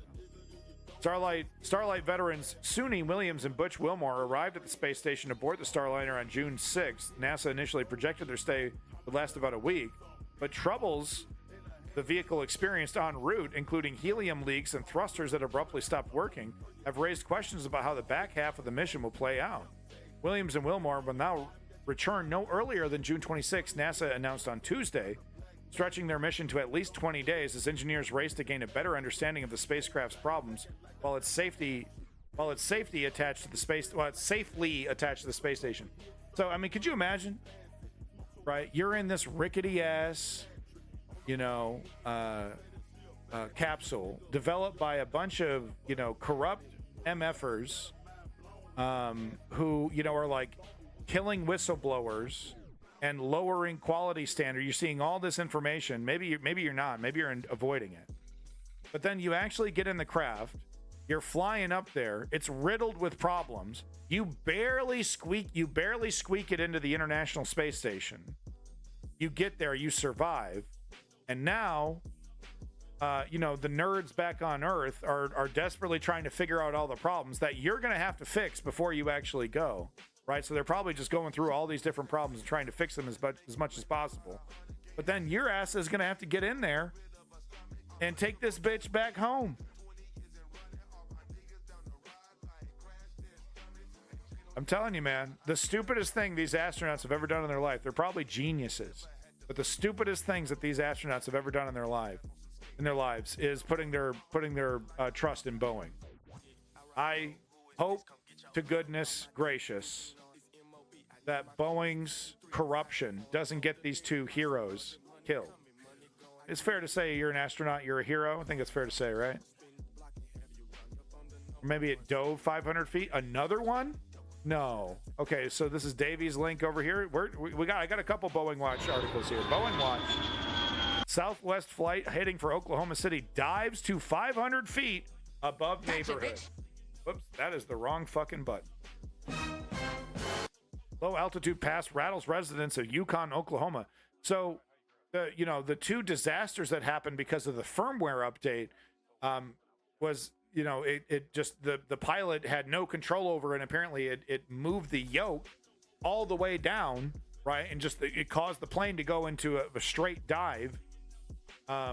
Is this similar? Is this something that we're seeing now here? Oh God, are we gonna watch Fox? So Teresa, Southwest Airlines used to be known as the fun one.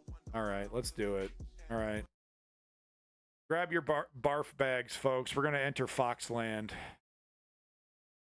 Teresa, Southwest Airlines used to be known as the fun one with comedians and low fares, and now there's some turbulence. No, nobody on planet fucking Earth remembers Boeing, Southwest Airlines as comedians and fun. To use an overextended metaphor. Certainly. So Southwest, like many other airlines, had problems in terms of labor costs and... Okay, this has nothing to do with Boeing. Never mind. Anyway, the Federal Aviation Administration is investigating a Southwest Airlines flight that dropped at around 500 feet from the ground earlier this week during a missed approach while landing at Oklahoma City's Will Rogers World Airport. Data from the flight tracking website FlightAware shows that the Boeing 737-800 passenger jet was flying low over Yukon, a city on the outskirts of Oklahoma City. Oh, these fucking disgusting human beings on my fucking screen. Get them off. A city on the outskirts of Oklahoma City around midnight on Wednesday before gaining altitude. Oh, and they're there again. Oh, Greg Gutfeld, you're in my fucking head.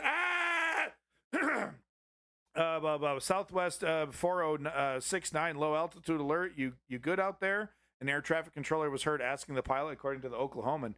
The aircraft's low flight path sparked concern on social media, with one local resident writing, "It woke me up and I thought I was going to hit my house," the newspaper added.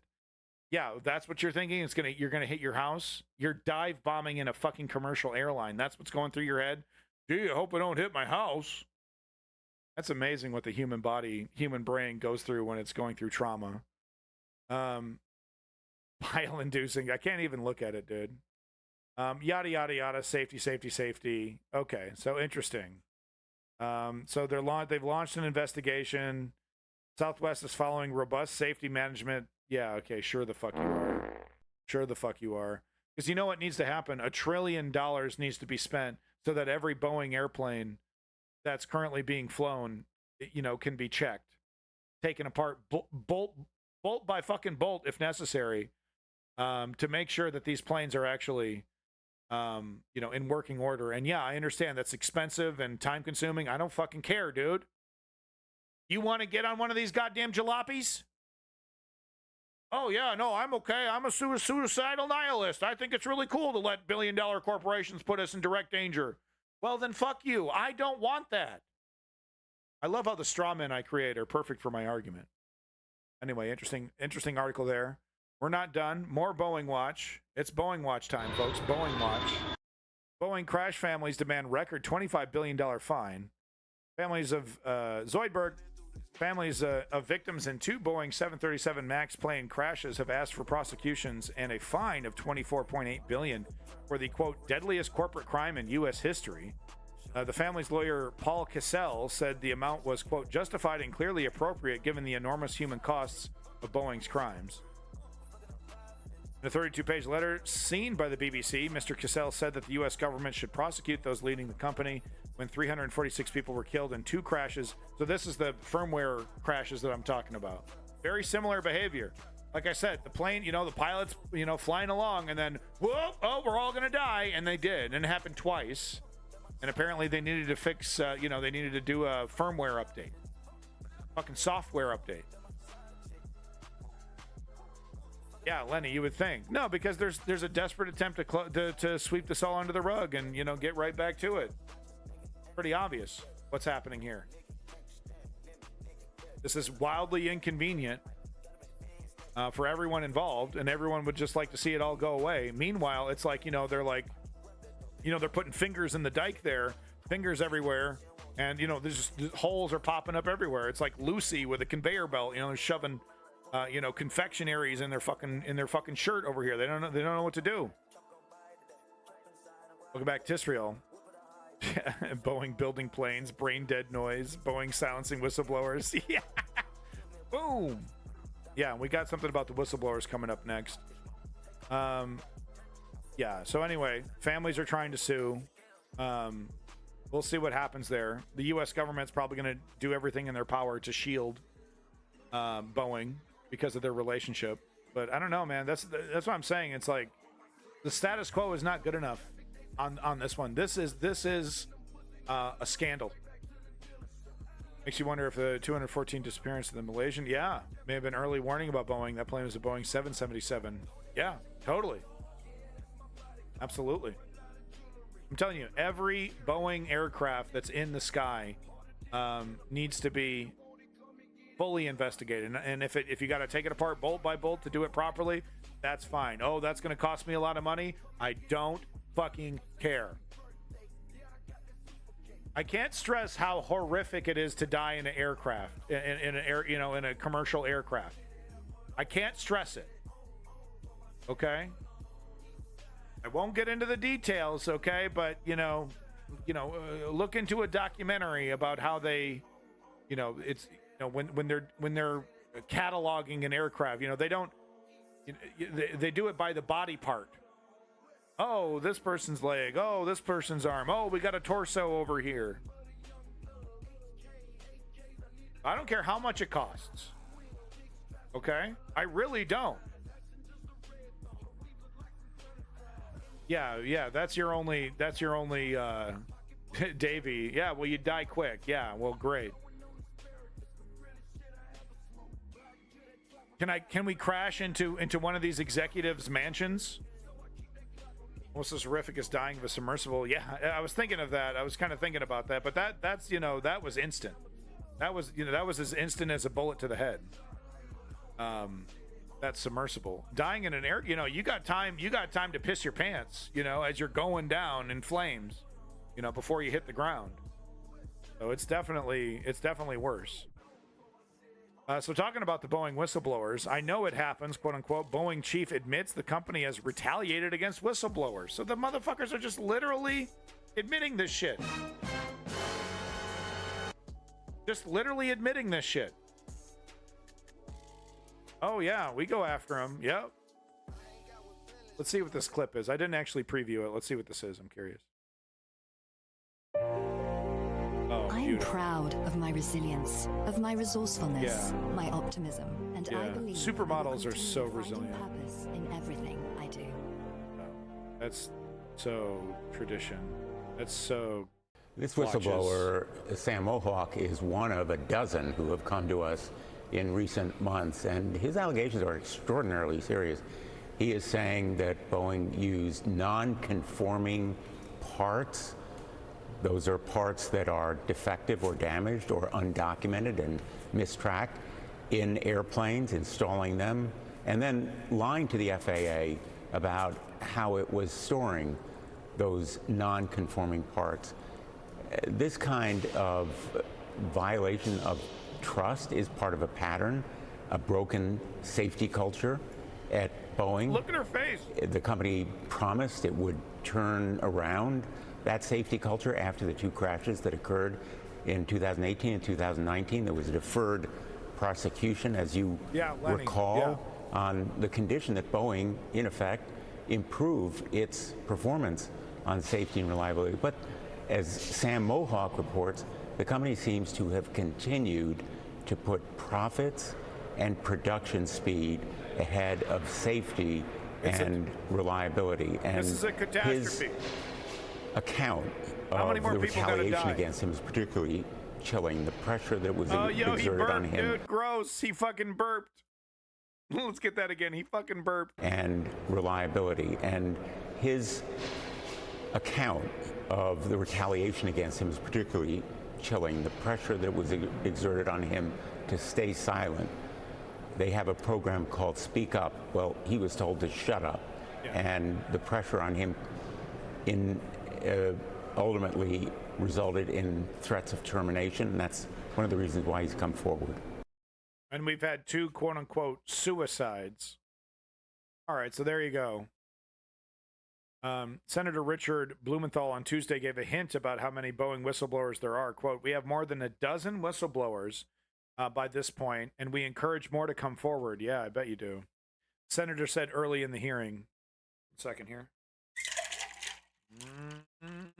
Yeah, iced coffee, baby. And a memo by committee staff on Boeing, clocking in at more than 200 pages with attachments, mentions the range of people who have stepped forward as well. So, I mean, look, we're getting a little something. So it's better than nothing. You know, it's definitely, it's good to see, okay, we got investigations going. We're digging into this. But, guys, if you know anything about government, they will often use investigations and committees to placate people. And what I'm a little worried that with Boeing's close relationship to the United States, that, you know, we're going to get these, you know, these big bombastic meetings. How dare you? How dare you? When in reality, it's just going to be a lot of theater. And what's actually going to be done is, you know, oh, you know, we got a couple changes here and there, but we can skirt the big of it, the major stuff. We can skirt all that. We don't have to do all that stuff. Oh, we don't have to spend billions of dollars to, you know, to double check these airlines. Oh, we don't have to spend, you know, it's not going to major, you know, we'll do all the stuff that only mildly hurts our bottom line, but we're not going to do the stuff that would actually affect our bottom line, that would actually affect our profits. We're not going to do that. And I think the politicians are going to come to the defense of Boeing in that effort.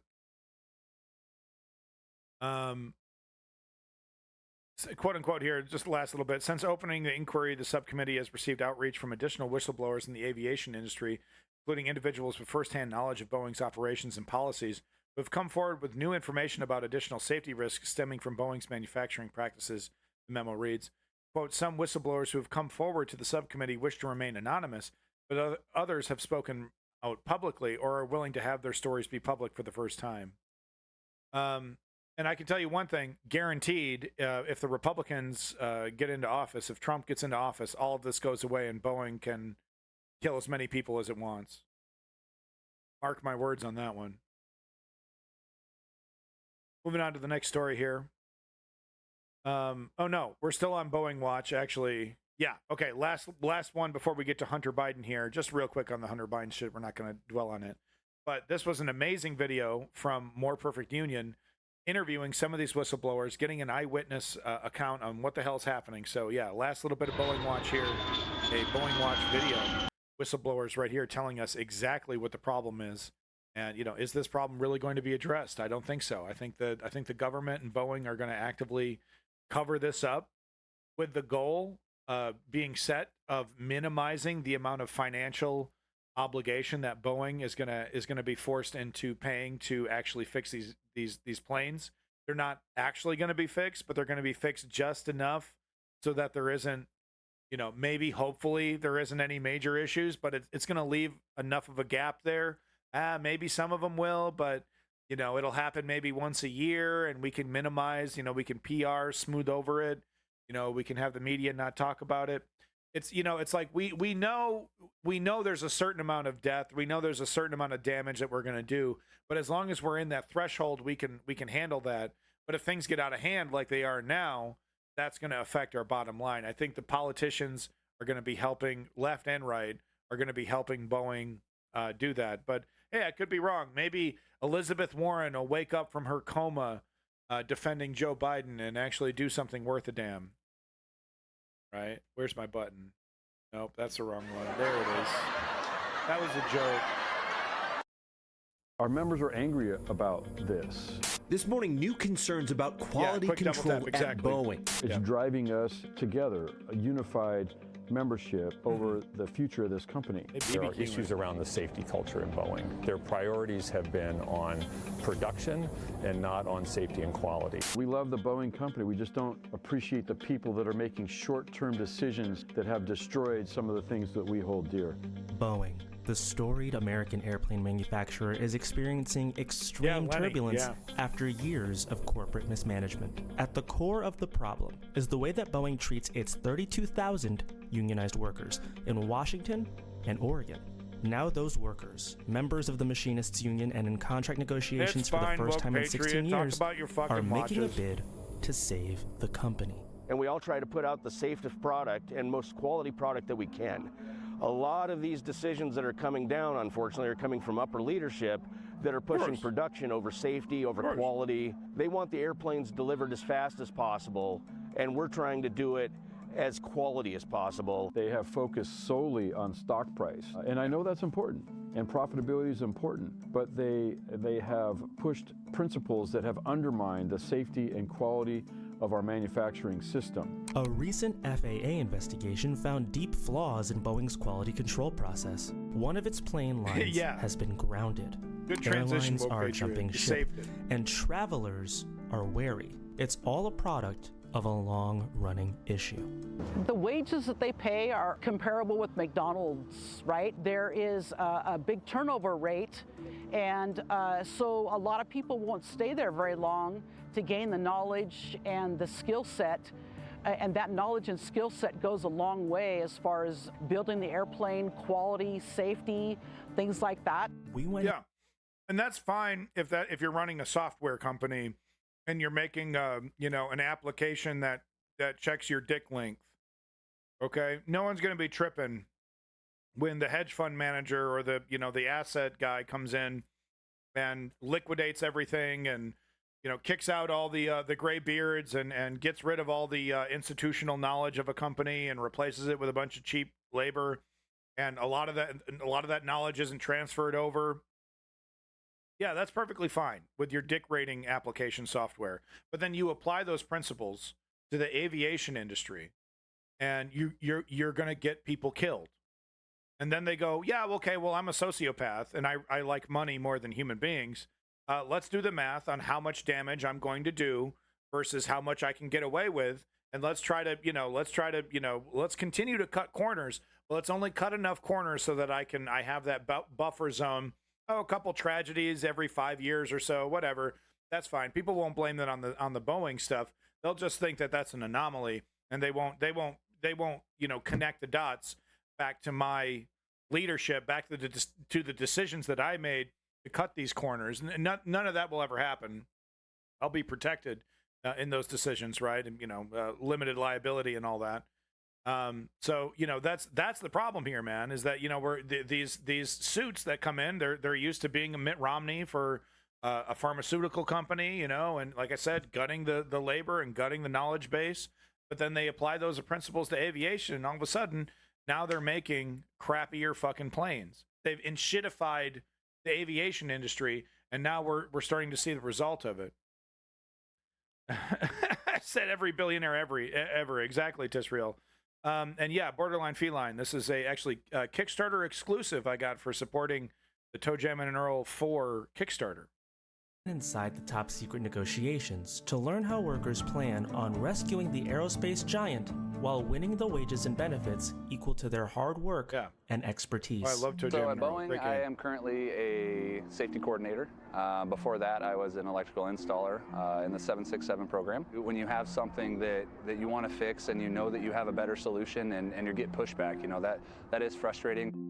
You would imagine that a company would rely on the experts that are doing the work for you to give input on how to improve process or how to make things more efficient. That's not how you did make start profit. to change, and a lot of people look back to the merger between Boeing and McDonnell Douglas. The deal took place in 1997, creating one of the world's biggest airplane manufacturers. But building planes was not the concern. Investment in technology fell dramatically, while stock buybacks soared. We saw many from McDonnell Douglas or GE start to take over leadership in this company and Tale as old as time. Their priorities. And normally people, the only harm that's done is people lose their job and maybe a company goes out of business and it's bought for pennies on the dollar by some other company and life goes on, right? And we move on to the next company and we do that to that one. But then you apply that mentality to the aviation industry, and all of a sudden your genius financial finanglings have created death traps. And what's going to happen is the people who actually made these decisions going to be held accountable? Are we going to trace back a plane falling out of the sky back to an executive that made the decision to cut the cost on this bolt or on this piece? No. But who fucking cares? I don't care how many people die. I got multiple mansions, and I'm scot free. I get away with it scot free. There's that famous philosophical question about, what would you do if you could push a button and every time you push the button you get $1 million, but someone dies. Would you push it? It's like, it's supposed to be a big philosophical question. No, I mean, there's sociopaths who push that button so fast you'd think it was a track and field, for, the arcade game, the one that you have to push really, really fucking fast, get the guy to run. People used to use electric toothbrushes to push that button really fast to get high scores in track and field. Anyway. For the company. And a lot of that was about increasing profit margins. They looked to extend programs that should be replaced, and they also looked to decrease their net assets. And you started to see them sell off, different parts of the business, like they sold off Wichita to Spirit, and they sold off a Boeing. It was an arcade game as well, but Triumph. Same game. After the merger, extreme cost-cutting stripped Boeing of important businesses and essential functions. In the early to mid-2000s, Boeing sold manufacturing facilities to subcontractors in Spokane and Wichita, severing quality assurance. Suppliers were required to reduce their cost to Boeing by 10% each year through the Partnering for Success initiative that they put forth, which really put a strain on the supply chain and the entire workforce. The Partnering for Success initiative, implemented in the 2010s, was a reviled program meant to squeeze parts makers and suppliers into saving Boeing cash. It wound up sacrificing quality and sustainability, and was scrapped after the Spirit-owned facility played a central role in the door plug fiasco on an Alaska Airlines plane. And we used to have engineering in-house on all shifts, and now a lot of that's been farmed out. They moved a lot of their engineers down to California and over to Oklahoma. We need to have better access to the engineers and stuff, because there's drawings that we'll find and there's something not right with the drawing or the job. You can't just call up an engineer and be like, hey, can I come up to your office? We need to look at this. You know, this is conflicting information. You can't do that. And so it makes the process take days instead of a couple of hours. It led to dangerous. Imagine that. You're trying to do your job. You're trying to put together a fucking plane. The pieces aren't fitting together. They're using the wrong bolts, or you know something's not working correctly. And the engineer who designed this thing isn't even there. You know, and you got to wait days you got to call customer service to get some fucking, you know, hey, you know, are you sure we drill a hole here? If we drill a hole here, that's not going to work. You know, oh yeah, you're right. That doesn't work. Oh, you try this. Got to wait days for that back and forth. So what is that going to lead to? Because you know, if you've worked a job before, you know what this leads to. Well, fuck, if I want to get my job done today, you know, my boss was just ragging my ass. Oh, we got to get this door on this fucking plane today. It's got to happen today. We're going to get this shit done. We got to quote it ahead. We got to do this. So it's like, okay, I'm going to try to get the door on there. And then it's like, oh, well, fuck. I know this is going to take 3 days to get an answer. Fudge it. Fucking, I don't know. Use this bolt. It kind of works. You know, I got 6 other things I got to do because I'm underpaid and overworked. That's what happened. The drawing. So it's not like they want to kill people, you know, but it comes down. It's the mentality that comes down from the very top. Or the job. You can't just call up an engineer and be like, hey, can I come up to your office? We need to look. It says take days instead of a couple of hours. It led to dangerous compromises and mistakes throughout the production process. When I came through, the trainers were Boeing members. They were guys that came from my job and were training me to do that job. Now they've hired outside contractors, and these guys have never worked on airplanes. They've never worked at Boeing. The company started to remove thousands of inspections. You know, we build the plane, we also inspect. Yeah, well, they don't know how to build airplanes, but you know how much money I made firing a bunch of people who knew what they were doing and replacing them with pennies on the dollar contractors? That quarter was amazing. The plane. We make sure it's built the way it was designed, the way the process was approved through the FAA, and the requirements to maintain that repeatability throughout the production system. And the company started to remove quality inspections and push that onto the mechanic. And they did. And like I said, normally it's like, whatever, you know, okay, you know, now the fucking, you know, the cocoa mix I used to enjoy now tastes shittier because a hedge fund manager bought it and reduced the quality and reduced the amount of chocolate in the cocoa mix. You know, it's like, okay, yeah, that's the victim here. But that, you know, we're talking about people's lives. We're talking about people's lives. And these guys are applying the very same race to the bottom, gut everything. I'm a genius because our quarterly, you know, profits are skyrocketing. Assholes are, you know, happily and actively degrading the quality of airplanes. And it's already led to you know, hundreds of people getting killed in one of the most brutal and horrific ways mankind has devised. You know, Caligula would be fucking laughing his ass off if he got to watch one. You know, a plane crashing.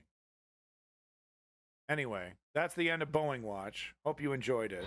Be afraid. Be very afraid. Definitely not going to have time to go through all of this. I have about... Yeah, I have about 20 more minutes or so. So, you know, I'll just finish the rest of this on Saturday. So Saturday you can expect tomorrow climate change, world news, Tesla, Gaza, and Ukraine. I'll have more time. On Fridays I don't have like 5-6 hours to give up. Real quick, you know, just Hunter Biden, whatever, you know, he's guilty. It's like the only point that needs to be made here is that the only point that needs to be made here is that it was never the Republicans going on and on about Hunter Biden is not about justice. They don't care about justice. It's not about you know, hypocrisy or the politicization of the justice system. It was just something that they felt it was a talking point, political talking point that they felt might have had some kind of effectiveness for the normies, you know, who would buy this crap. It's never made sense from the very beginning why we should, you know, arrest Joe Biden for the crimes of his son. Now, do I think people want to buy Hunter Biden's paintings because he's such a good painter? No. It's obvious that, you know, he was definitely being employed to do some statescraft, one could say, some gray area kind of, you know, negotiating kind of, definitely not exactly clean politics, but not exactly like scum of the earth, scummy shit. But definitely shit that he shouldn't have been involved in. Yada, yada, yada, right? Is that enough to get Joe Biden caught up in a case? No, it's not. It never has been. Do we think his arrest is going to change their talking points, is going to change their crusade against Hunter Biden and their attempt to guilt by association with Hunter Biden? No, of course not. It doesn't matter. Joe Biden could literally be the executioner in his son's beheading, and the Republicans would still say that this is a ploy to get Donald Trump, that this is him pretending to go after his son. So it doesn't matter. The liars and the grifters are going to come up with a bunch of fucking nonsense regardless of what happens. I'm happy that he was arrested. He should have been arrested. It sounds like, you know, the crimes were, you know, technically arrestable. Most people who are convicted of these crimes that he's committed are not arrested and sent to jail. I would be okay if he goes to jail. His wife is hot, whatever. He's got a big dingle dong. Good for you. And his, you know, and credit to Joe Biden, he's not going to pardon him. He's not going to pardon him. But do we think Donald Trump would do the same for Barron? You know, Melania over here tapping her foot. When's the pardon coming, Donald? When's the pardon coming? So, I mean, props to Joe Biden for not pardoning Hunter. But there you go. Those are my thoughts on Hunter Biden. From the very beginning, a massive distraction and political hit job on the right. With that said, you know, I'm no fan of Hunter Biden. I'm no fan of the Biden family using Hunter Biden, like I said, with this gray area corrupt politics shit. He shouldn't have been anywhere close to it. His dad had to have known about the drug addiction, about the fucking hookers, about all that shit. Should have, you know, he should have had nothing to do with the presidential election, tangentially or otherwise, anything. He should have been on vacation in Bahamas the entire time. So the fact that he was like talking to foreign people from foreign nations and selling his paintings during this time, terrible idea. But ultimately, is it enough to get Joe Biden arrested and sent to jail? No, not even fucking close. Not even remotely fucking close. So what are we talking about? Jack shit, nothing. Bunch of nonsense. I mean, it's not it's like Hillary Clinton's emails, where it's like it's a total crime. She flouted the Transparency Act, you know, the Political Transparency Act that forces all politicians to use communication systems that are logged so that we can see how they were conducting business. You know, it was totally ridiculous that she was running her own email server.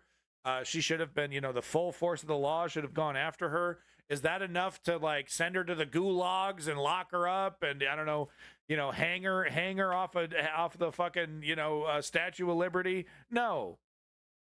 But did she avoid accountability for that crime? Yes, absolutely. Hillary Clinton is a fucking criminal. And yes, the emails were a big deal. She ran her own fucking email server so that she wouldn't get busted, you know, using state resources to fundraise and do political hit jobs. It was all in the fucking emails. So it was nasty shit. She shouldn't have done it. Does that mean, you know, XYZ, that, like I said, that she deserves to get shot into the fucking sun? No. But it's not about that. It's not about that. Yeah, let's get through the left-wing shit. Let's see if I have time to get through the left-wing shit. Yeah, then I can start tomorrow's stream with some Donald Trump shit. So just wanted to point out, you know, the corporate neoliberals absolutely at every opportunity should be challenged by real progressives. And Characters like AOC and the Squad, who claim to be progressive, need to be held accountable. It's not wrong to push back on them, to say we need you to double down, to triple down, talking to the Squad, because we are not going to find emancipation from the fascists through the neoliberals. It's not both sides bad, but they are extremely corrupt. They cannot be trusted. And quite frankly, when it comes to the destruction of progressive politics, nobody is more fervent or effective at destroying progressivism in the United States than the DNC and Democratic Party. Bernie is the latest example. But I'm old enough to remember a character called Dennis Kucinich, who experienced the same fucking bullshit that Bernie experienced. Absolutely. Laser Viking of Doom. Absolutely. We have to vote strategically. But we can no longer acquiesce the left to these corporate neoliberals. And here's why. Breaking Nancy Pelosi. This is from Unusual Whales. It's a Twitter account that follows unusual market whales, basically unusual accounts that seem to be really, really good at gaming the system. They seem to be really, really successful. And the joke going is that Nancy Pelosi is actually more successful than any hedge fund on planet Earth. She just knows how to pick them. Oh, Howard Dean, another great example, woke patriot, of the DNC destroying a progressive candidate. But Nancy Pelosi over here, she has more. She's a bigger financial genius than Warren Buffett or any other hedge fund manager on planet Earth. Her ability to pick winners is unmatched in the hedge fund world. So over here, Nancy Pelosi has now made $5 million off her NVIDIA options. She's up 230% in 210 days. Now that is unbelievable. Okay, that's like a gambler going in the casino and for 210 days, walking out with triple the money, right? They go in with $20, they leave with 100 every single time in a row for 210 fucking days. Gee, maybe something. No, they're just really, really good. They're just really good they just know how to pick the right slot machine every single time, consistently. And still not sold her calls. Pelosi has made 20 times her salary. Her portfolio is up at all-time highs of 101%. You can follow her on Unusual Whales. So that's, that comparison's not exactly accurate, but you get what I'm saying. She just knows what to do, man. And to Nancy Pelosi, I have to ask you, and look, I'm not trying to be ageist here, but have you not made enough fucking money? You could have done that whole okay, yeah, I've really made a lot of money, but now I'm going to be a Jimmy Carter, and I'm going to spend my twilight years, trying to make up for my karmic negligence here. All the exploitation, all the corruption. I'm going to try to actually be a progressive in my twilight years. No. One foot in the grave. Nancy Pelosi taking as much. I mean, just picture this, getting pulled into the grave by the fucking Grim Reaper, and they're just, desperately trying to scrape in as much cash as possible into the hole before they enter oblivion. Why? Your kids are set. Your kids are set. You're so fucking filthy rich. You wouldn't believe the neighborhood she lives in San Francisco. The nicest neighborhood in San Francisco, man. Opulent doesn't even really describe it. What the fuck? Why? Why, Nancy? Anyway, last little bit here. We got to talk. I've talked about it before. The Oakland mayor, who has made a fucking mockery of progressive policy. This Oakland mayor. Let me get a picture over here on a screenshot so you can see. I've talked about her before. Her name is Oakland Mayor Shen Tao, and she got into office. Are they ever going to show a picture of her?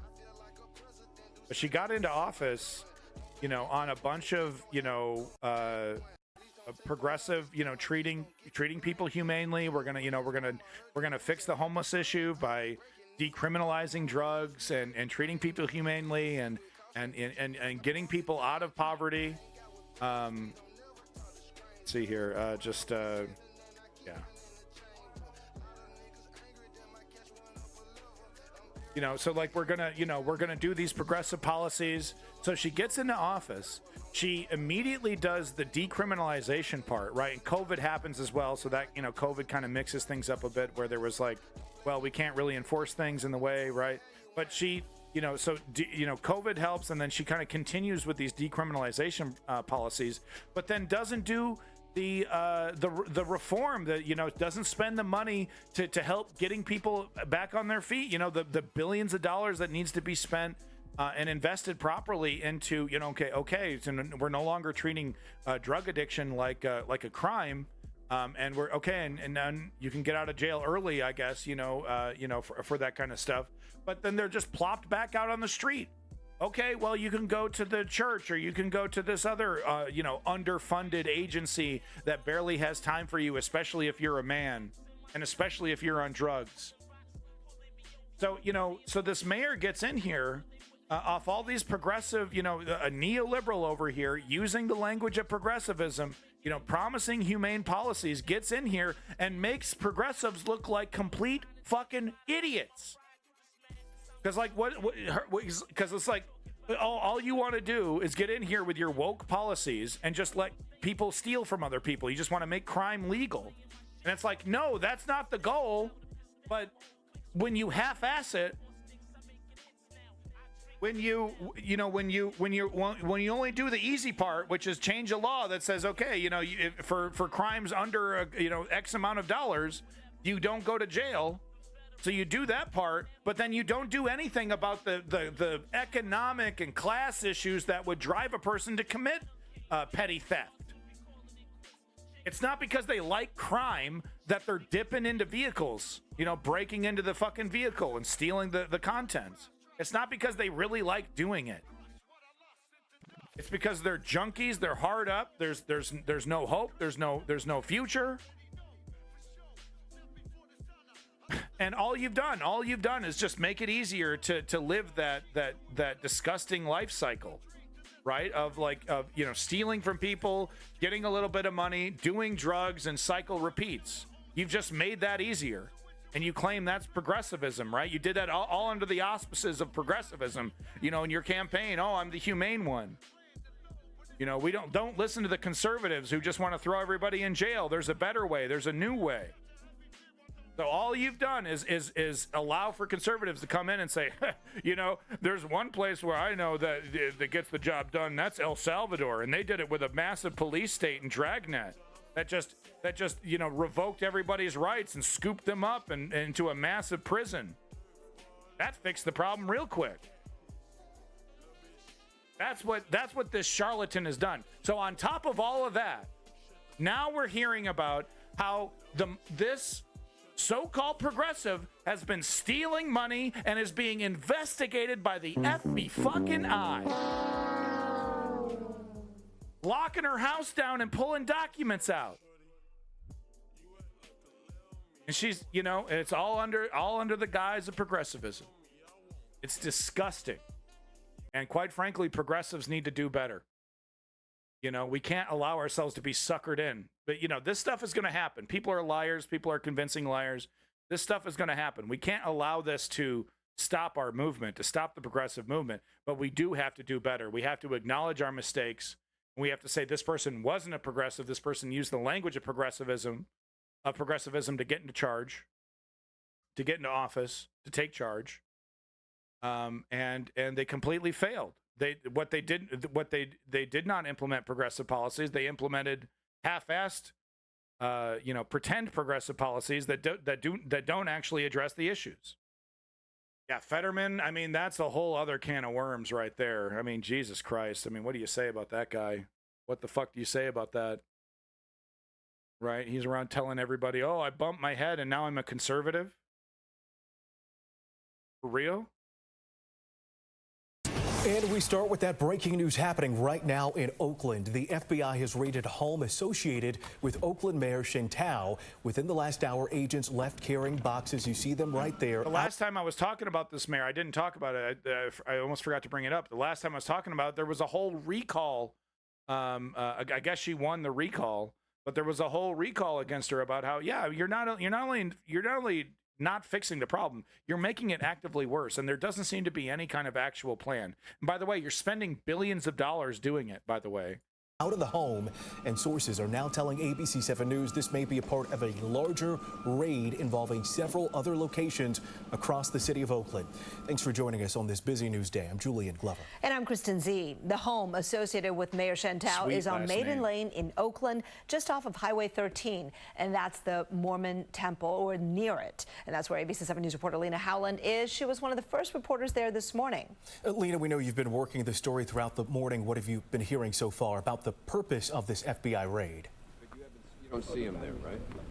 Well, Julian and Kristen, I'm standing outside of the home of Oakland Mayor Sheng Thao. That's according to property records and also neighbors. Now, only about 1 hour ago, we saw FBI officials leaving the scene with a number of items. Now, take a look at this video taken less than 1 hour ago, shortly after 10 o'clock this morning. We saw several FBI officers leaving Thao's home carrying out boxes, plastic tubs, and trash bags. They quickly got into 4 unmarked cars and left the scene in less than the motherfucking Karens of the FBI, dude.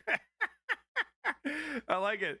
I kind of like it. The FBI, they're investigators for the FBI, right? But they're just what are they doing? They're probably like going through like her stuff. They're probably going through all the stuff, right? So they literally get paid by the government to rifle through other people's possessions. I mean, that's the job. It's just kind of interesting. And trash bags. They quickly got into 4 unmarked cars and left the scene in less than 3 minutes. Sources tell ABC News the case involves the FBI, IRS, and Postal Service. The National Latino Police Officers Association president is staying in the house next door. Setting progressive politics back 10 years, 15 years, who knows? Who knows when we'll be able to have a progressive conversation in pertaining to Oakland politics after this debacle of a mayor. Or while she's here visiting from San Diego, she woke up to officers arriving on scene. Enjoy the police state, Oakland. And about 6 o'clock this morning, I heard a male. The FBI likes video games. If they come into my house, voice yelling to open the door. I assumed it was a domestic violence. It was maybe a man who was put out of his house. $216,000, and it's not enough. It wasn't enough for a quick double tap. She had to dip her. God damn it, man. We need to hold these neoliberals account, okay? Because it leaves the door wide open for right-wing populists and grifters to promise the moon and stars. All you need to do is embrace bigotry. Find an other and eliminate the other. It's the immigrants, it's the poor, whatever it is. We just got a laser beam, get rid of all of them. Welcome back, iPlatinum. The window and saw multiple federal vehicles moving their vehicles into the driveway, agents gloved up, going in and out of the residence. A spokesperson for the FBI issued a statement this morning saying the FBI is conducting court-authorized law enforcement activity on Maiden Lane. We are unable to provide additional information at this time. We have reached out to the mayor's office but have not heard back yet. I'm now joined by ABC 7 insider Phil Matier. And Phil, I know you have... This insider really doesn't give us... He just gives us a bunch of speculation. He doesn't really have that much information, but... Let's hear the 2 little nuggets of speculation that he does have, and then we'll stop. Have also been working this story all morning long, talking with your sources across the community and in law enforcement. What else have you learned? Well, we've learned that there were 4 locations at least that the FBI hit with search warrants this morning that went in. Wow. One is possibly City Hall. There may be another city official. And they got all of her computers, everything, everywhere. Involved. One here, and one at the home of one of the owners and the family that owns the Cal Waste, the recycling service for Oakland. So given the fact that the IRS is involved and the post office involved, we may be looking at sort of some financial questions, and that is possibly the target. Okay. Right. And 4 different locations. Are these just spread out across the city as well? Okay, yada, yada, yada. But yeah, they think it's financial crimes. That's probably what it is. Kickback, something. The $216,000 a year salary just wasn't enough. She wanted to live high off the hog. You know, and it's one thing to do that under the auspices of a proud DNC Nancy Pelosi Democrat. It's another thing to get in there on, because she really got in there on like, no, we're gonna treat homeless people like human beings, and we're gonna do things differently, and there is a different way. And it's just, like I said, setting progressive politics back a decade, maybe, in that area, maybe. But yeah, sorry folks, 3 hours is about all the time I have today, Friday, but we will be doing a longer stream on Saturday, and we'll be starting with U.S. news, going into climate change news, world news. Might have to cut the Tesla stuff because we do got to get into Gaza and Ukraine. Got to cover what's going on in Ukraine, and absolutely need to cover what's going on in Gaza. So much news. I have been hold on before everyone goes real quick. I've been putting a lot of work into the link tree. I don't have it. I should have put this in the stream elements. Thank you, Lenny. Thank you, Davey. Thank you, iPlatinum. But do check out the link tree, folks. We got a TikTok. I've hired an editor. We got funny clips. You can see the chat. You might even be in the video yourself. But we got funny clips. We got an Instagram. We got a TikTok. We got a YouTube channel just for the clips if you don't want the full streams. We also have a different YouTube channel just for the streams. So there's the link tree right there. Like and subscribe, unironically, for the love of God. My Instagram account, I have 1 follower. Please help me. My TikTok account was immediately, it was funny. I was uploading content, and I could see, the views coming in and the comments coming in. And then everything fucking hit the brakes. And all my videos stopped getting engagement immediately because I had a video talking about Alex Jones and then another video talking about Andrew Tate. It looks like Instagram is less ban happy than TikTok. So if you want every clip, maybe do the Instagram. But I immediately got in trouble. Someone was replying to my video about Republicans who want to chemically castrate rapists. And I was like, and I was making comment. I said something about rapists or rape in the comment. That was a big no-no. I got in trouble. So just immediately, 5 seconds of being on TikTok, I immediately got in trouble. So I need all the help I can get. News and politics, the algorithm hates your guts. The algorithm would rather have videos of you picking your boogers and eating it than you talking about the news and world events. Straight up. Unless you're right wing, apparently. The right wing flourishes on these social media platforms, don't they? They're everywhere. There'll be studies about how, a person identified themselves as 12 years old, and within 4 or 5 clicks, they were sent Nick Fuentes videos, or fill in the blank, right-wing adjacent videos. Maybe not Nick Fuentes, but the algorithm immediately starts shifting you to the right. So if you're in leftist politics, oh no, honey, goodbye, get out of here. Algorithm hates my guts. So help me out. Here's the link tree. Like and subscribe. Like I said. Got an editor. He's doing really funny clips. Step brother. He's a really cool dude. So make sure you check it out. Shilling. Nick is in occupied Ukraine. Shilling for Wagner. He's in Ukraine? He has the balls? Are you serious, Davey? Can you put some links in the Discord? That motherfucker is in Ukraine promoting the Russian invasion? Where's the ass beating? Is someone going to beat his ass? Look, I'm not advocating for anybody to beat his ass, but is anyone going to beat his ass for this? He's in Ukraine defending the Russian invasion.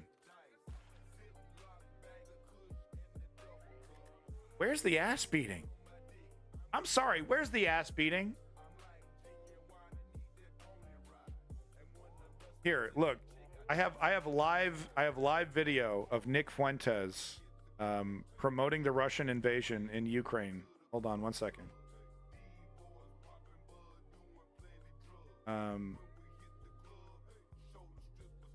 Yeah, here we go. On the live stream right here. Here it is, Nick Fuentes. Uncle, you better come look at this. What? There's a white man standing in the street. I seen one. Not like this. Hold on, we got Nick Fuentes here promoting the Russian invasion in Ukraine. One second here. Oh, whoops, whoa! Dial 911. Tell the police to get up here quick. Somebody's about to get killed. Nick Fuentes. I probably can't show that word on screen. Sorry, I forgot that, but you get the point. You get the point. Nick Fuentes in Ukraine promoting the Russian invasion. Okay. I'm speechless. I'm fucking speechless. Sorry, Twitch. I didn't mean to show that word. That's a no-no word. All right, folks. But no, like and subscribe, please, for the love of God. Help a brother out. Instagram, TikTok, YouTube. It takes... You know how much work this takes to upload this shit and the hashtags and the descriptions? I hate this. It's work. I do it for you, not for me. Not because I want to become like some big hit news guy and people give me money and like me and stuff. I don't care about that. Shut up. I don't care about that. Please like and subscribe. Yeah, you do. Would I like to not have a day job and do this 9 to 5? Yes, absolutely. Do I care if I'm the next Hassan or Bosch? No, absolutely not. It's actually counterproductive at a certain level. No, I'm doing the TikTok, Instagram, YouTube. I'm doing the whole social media blitz. Check it out. Check it out. Edited clips. They're funny. There's some clips there. There's some funny stuff. Funny stuff. Look at this. I'll click on the button. Hold on. Let's click on the thing. Look at this. We go to the TikTok or the YouTube. Here we go. YouTube clips. Laugh your butt off. This is funny stuff, man. Look at this. Look at this guy. Here we go. George Santos, just an epic con man. Oh, that's all you get, but it's hilarious and funny. Make sure you watch it. I'd rather be homeless. I mean, they are millionaires, iPlatinum. They are millionaires, Hassan and Bosch. All right. Bloviated enough. Thank you for being here, everybody. Big props to iPlatinum. Big props to Davey, Woke Patriot, Quick Double Tap, who I believe streams. So make sure you're liking and subscribing to Quick Double Tap. Make sure you're liking and subscribing to Lenny, #1 financial contributor to the stream, Lenny, who's also recovering from a little chemotherapy. So big props to your boy, Lenny. We love you. More Lenny. Big props to Zio Duke. More millionaires than shills, though. You know it, quick double tap. Keeping it real is all I know how to do. Big props once again to Laser Viking of Doom. Really enjoyed your comments. Thank you for being here. Student Debt, thank you for coming back. Good to see you. Student Debt, thank you for coming in. Once again, big props to Woke Patriot and also Borderline Feline. Yeah, Woke Patriot gets multiple props. Used to it. But no, big props to Borderline Feline. Thank you for coming in. It's good to see you. I love seeing that icon, that funny Yakuza haircut on top of the cat. Absolutely legendary. Thank you, Tisriel, for your wonderful comments and coming back to the News Underground. We'd love to see you. Chem Goblin, our friend from Ukraine, we'd love to see you. Hopefully you're doing well, and hopefully you don't get drafted into this war. But we will be reporting on that. The Ukrainian government is definitely increasing those drafting efforts. So, you know, hopefully we can keep you healthy and keep you happy over there, Chem Goblin. Try to get this war over with before that happens. Big props to Kissing Gonzo. Love to see you in here. Thank you, Kissing Gonzo, for coming back. By the way, if you're a lurker of the News Underground, thank you so much for just giving me that view. It is actually the most valuable thing you can give me is that view. So big props to you, and thank you. If you're a lurker, you don't want to get in the chat. I get it. The chat's pretty intimidating. That's how I like it. This is politics. Okay? You know? I just don't have time for pussies. I don't have time for wallflowers. You know? I have time for men of action. I got time for Hemingway. I don't have time for Michael Cera's. I got time for Hemingway's. So that's what I want to see in the chat. Big props to Why Is Kanye West? Thank you for coming back. The Thinking Saber Cat. Thank you, The Thinking Saber Cat. Do appreciate it. The Ponder Monkey. Love to see you, Ponder Monkey. Thank you for coming in. Big props to you. And that's all the chat there I have. Solid dukin'. Yo! Check out the social media, like and subscribe. Please let me be the next social media star so I can feed my family. East and motherfucking Middle East, glory to the Ukrainian democracy. And let's not forget my 3-step program to create political change. Step 1, inform yourself. Step 2, join a progressive political organization in your area. And step 3, put in the motherfucking work like motherfucking Charlie Kirk did. As Clutch Cargo likes to say, it's the only thing that's ever worked. It's called political activism. Political activism, bitch. Get it done. Scoop and swoop in this bitch. See you tomorrow. Big stream tomorrow. Love you. Take care of yourself. Call your mother. Call your mother. Call your father. Tell them about the News Underground. Realest motherfucking news on planet Earth. Abandoned Nihilism, a.k.a. The Harbinger. See you later. Peace out.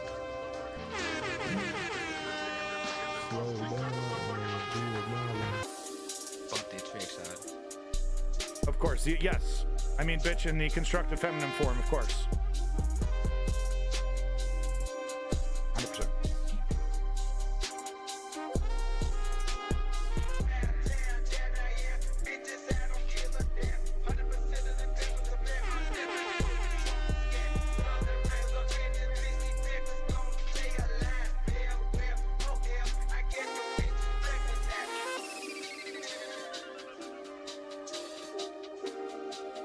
He's not motherfucker.